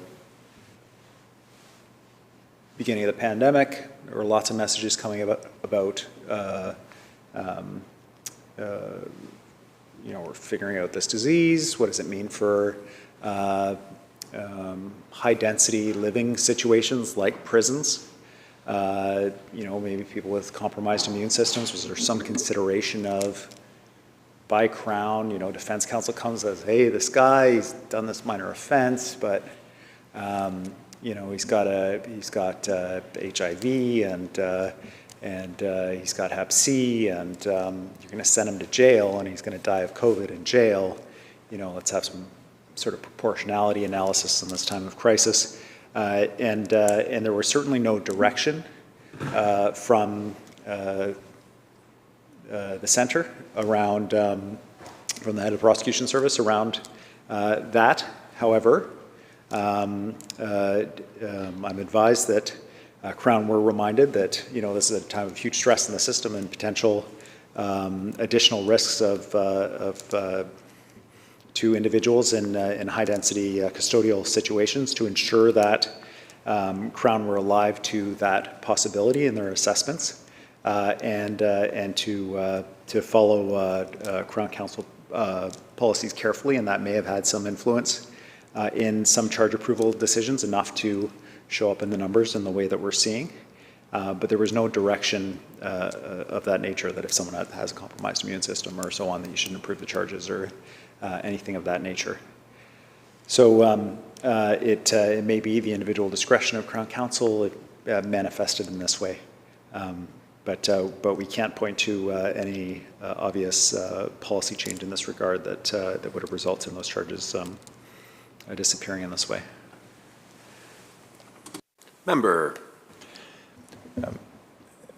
Thanks, Honourable Chair. Okay, a couple of things I would say in response. The observation about the intervention of defense counsel might be plausible, except for the fact that unless things have changed dramatically since I was in the courts, you wouldn't have defense counsel until a charge was approved. I don't know of many folks who are hiring lawyers or going to legal aid before a charge was approved.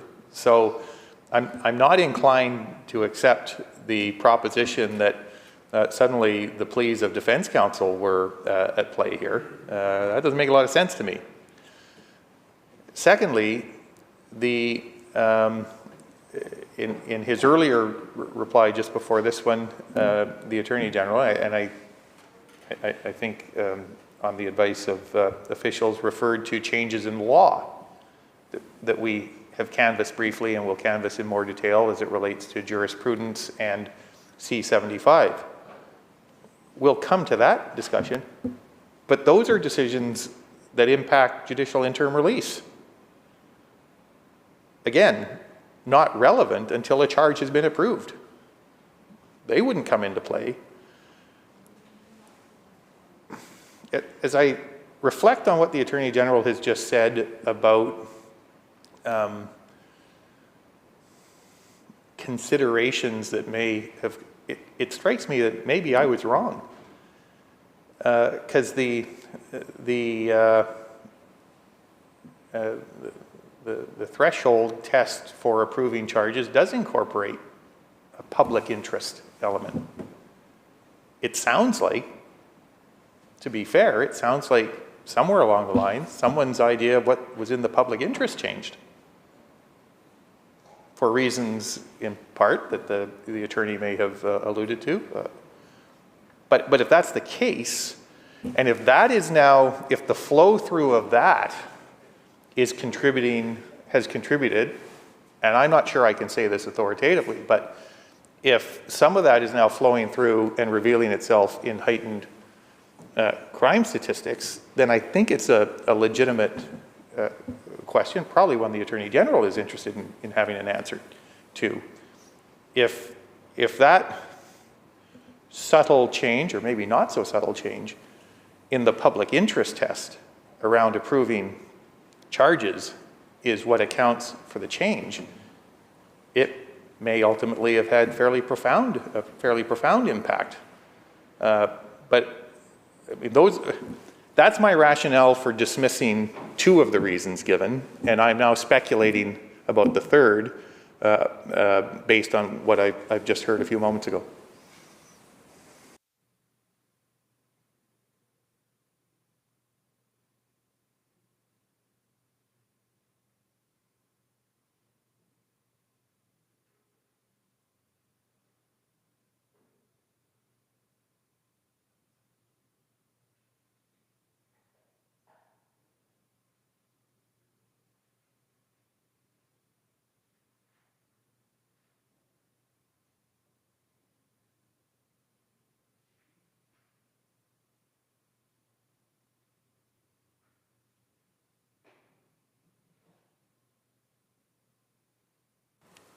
Attorney. Thank you, Honourable Speaker. I'm advised, well, a couple things. I mean, it perhaps has been a while since the member practiced criminal law. If he did, it certainly has been a while since I have. But I do know, and I can advise that people are arrested, brought into cells, call lawyers when they're in cells, and lawyers do make interventions on their behalf, even in advance of a Crown decision about charges. So I'll dispute his disputing, for whatever that's worth. I am advised that in the early days of the pandemic, Crown Prosecution Service judges received regular briefings from corrections about infection rates, about double bunking, about populations within prisons. And I know for a fact that that had an influence on the number of people who ended up in prison, because as I advised the member, our prison populations dropped significantly by about 20%, and that has not recovered. And we've canvassed a number of the explanations for that. And I have a little bit more confidence in the explanations for that, because that's a well-tracked, well-documented, statistically measured set channel that people move through before they end up in prison. Where I struggle and where we're both speculating is this phenomenon of, during the pandemic, the decline in the cumulative impact of a bunch of Crown decisions that resulted in a decline in the approval rate that seems to be rebounding now. And it could be a shift in a Crown's understanding of the public interest. Absolutely. The public interest is not a defined term in the sense that here is exactly what the public interest is. It is a series of factors involving the individual offender, the nature of the offense, the community's perspective. So, you know, I mean, I'll give an example of a graffiti offense in downtown Vancouver, Chinatown today. There may be a different assessment of what the public interest is now, given the sort of widespread public outrage about continued defacement of public and private property in Chinatown and the impact that that's having on businesses in the broader community than it might have, you know, 6 months or a year ago. And so the public interest can change in relation to circumstances, including a global pandemic. So that is certainly a possibility, but the member is, as I am, speculating about it. What we agree on are the trends, and I can advise the member that the trends are returning to normal.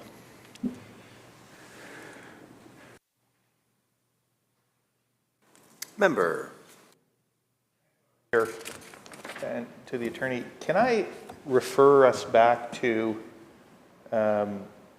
only because the document refers to some of these numbers, it does so in a slightly different way, the letter from the mayors that we were talking about earlier. And again, there's a chart included in that document that I'd like to refer to, and I'm happy to send over a copy.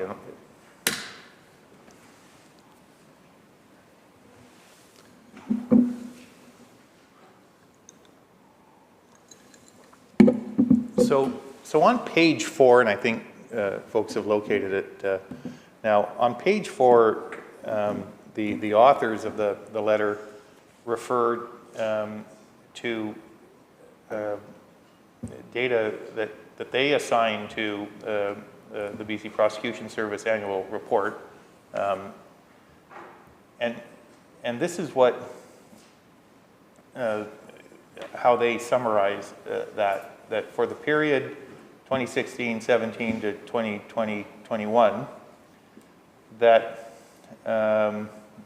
it reveals a decrease of 10% in report to Crown Counsel received by the police.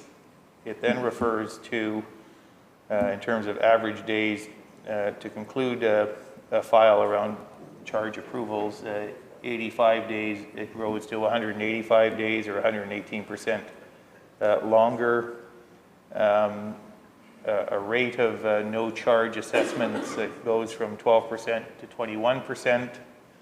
An accused person's approved to court dropping 26%, and guilty judgments dropping 20%, and stays of proceeding increasing 26%.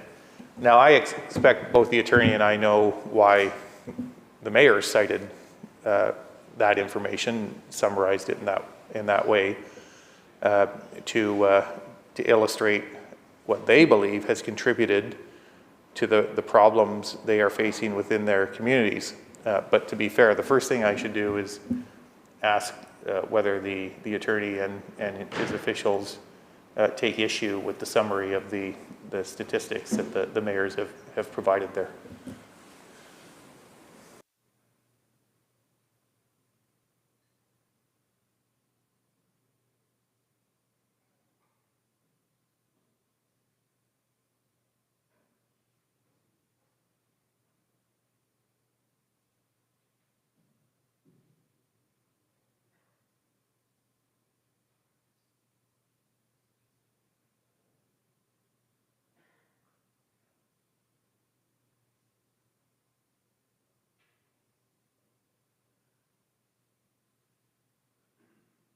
Attorney.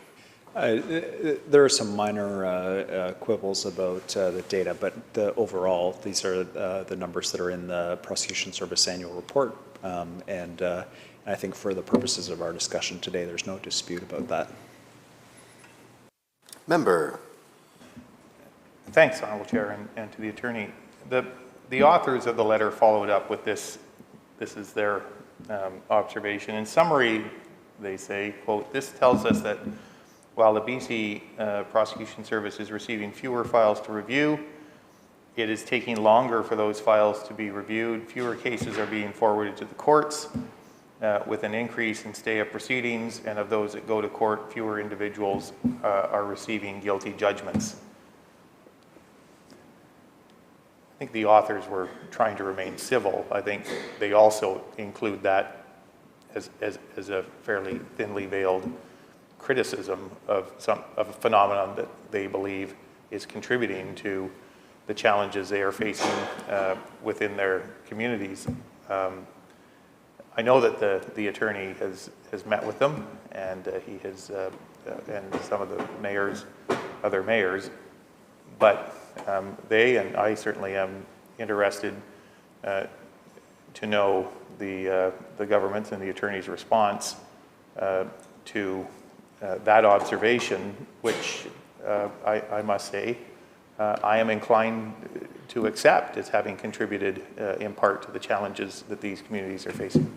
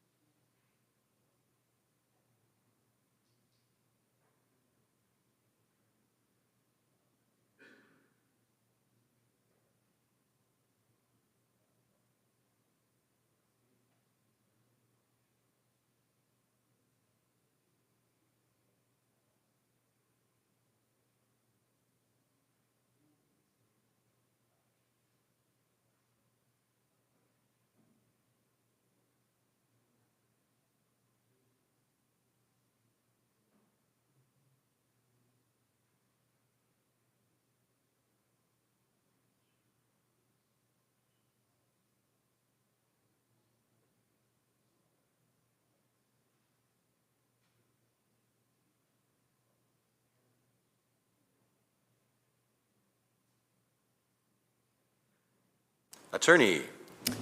Thank you, Honourable Chair. So we've discussed report. Well, I'll just work through the different categories in the letter one at a time. Reports to Crown Counsel received from police. We've been through those numbers and the remarkable decline. 10%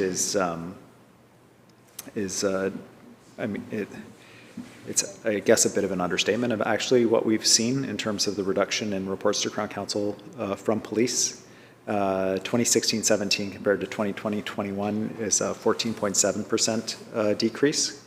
That likely very closely matched up with part of the conversation we had about the reduction in crime rates because people were in lockdown, and the reduction in property crime rates. So not a huge amount that can be drawn from that figure, but except I guess to the extent that there are fewer files on Crown's desk. So we the second piece, the average days to conclude a file. The previous year's number was about 100.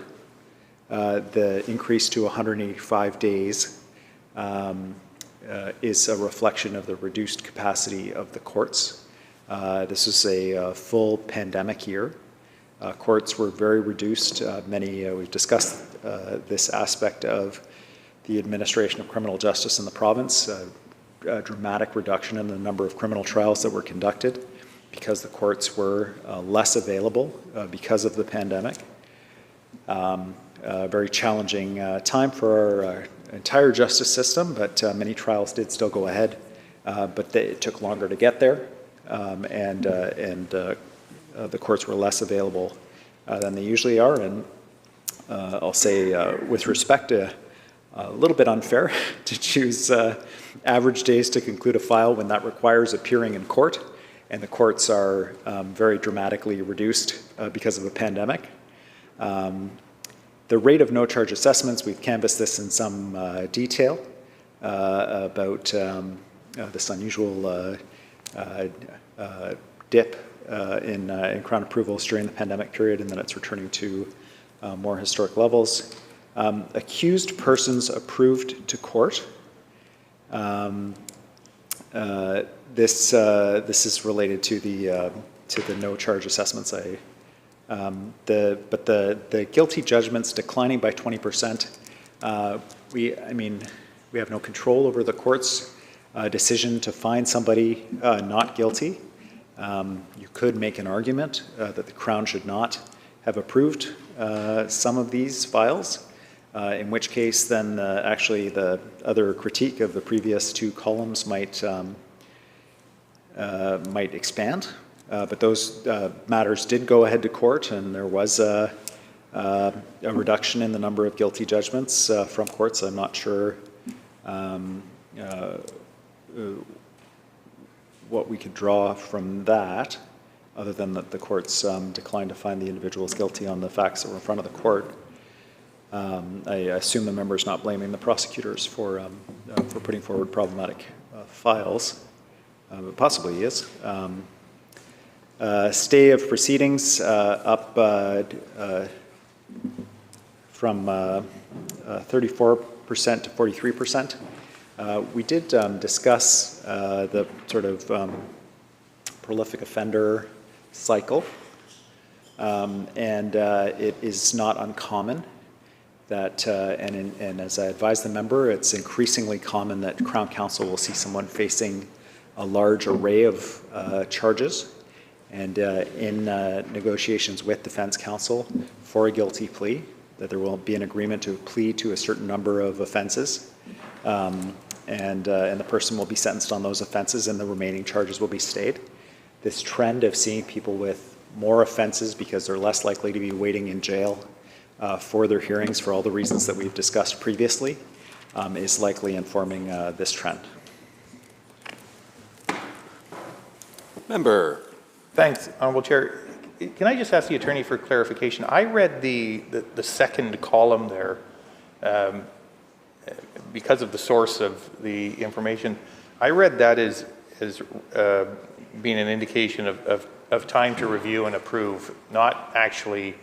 I think the attorney might be doing cartwheels if the previous number of days to conclude a file, including court appearances, was 85 days.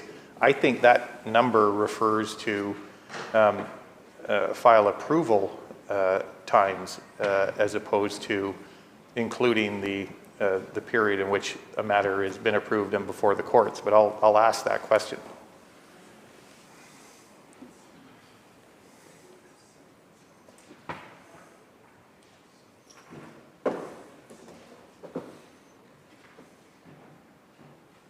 Attorney. I can assure the member that 70% of charge approvals are done within 30 days, so it's that figure is certainly not charge approvals. It is the time to conclude a file. I move that the committee rise, report progress, and ask leave to sit again. Members have heard the question. All in favor? Aye. Opposed? Carried.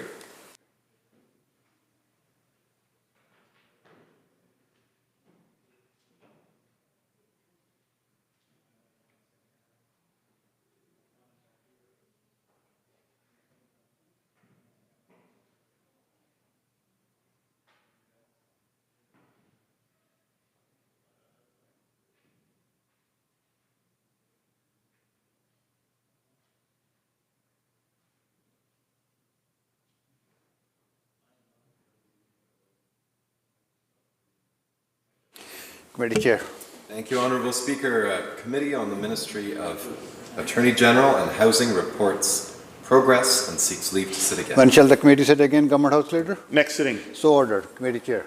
Mr. Speaker, Committee of Supply Section A reports progress on the estimates of the Ministry of Transportation and Infrastructure and asks leave to sit again. When shall the committee sit again, Government House Leader? Next sitting. So ordered. Government House Leader. Thank you, Honourable Speaker. I have, by leave, two motions to move that will seek replacement of people on committees. Is leave granted? Proceed. By leave, I move that Mike DeYoung, member for... Thank you, Honourable Speaker. By leave, I move that Kelly Green MLA replace Mike Starchuk MLA as a member of the Select Standing Committee on Public Accounts. Members, the question is the adoption of the motion. All those in favour say aye. Aye. Opposed? Motion carried. Government House Leader. Thank you, Honourable Speaker. The second motion, by leave, I move that Henry Yao MLA replace Pam Alexis MLA as a member of the Select Standing Committee on Finance and Government Services.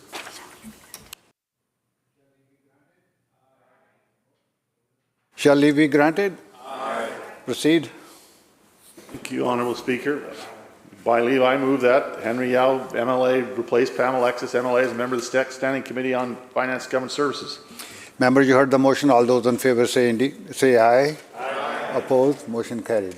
Government House Leader. Thank you, Honourable Speaker. I move the House to now adjourn. Member, you heard the motion. All those in favour indicate aye. Aye. Opposed? Motion carried. This House stands adjourned until May 30th, 10 a.m.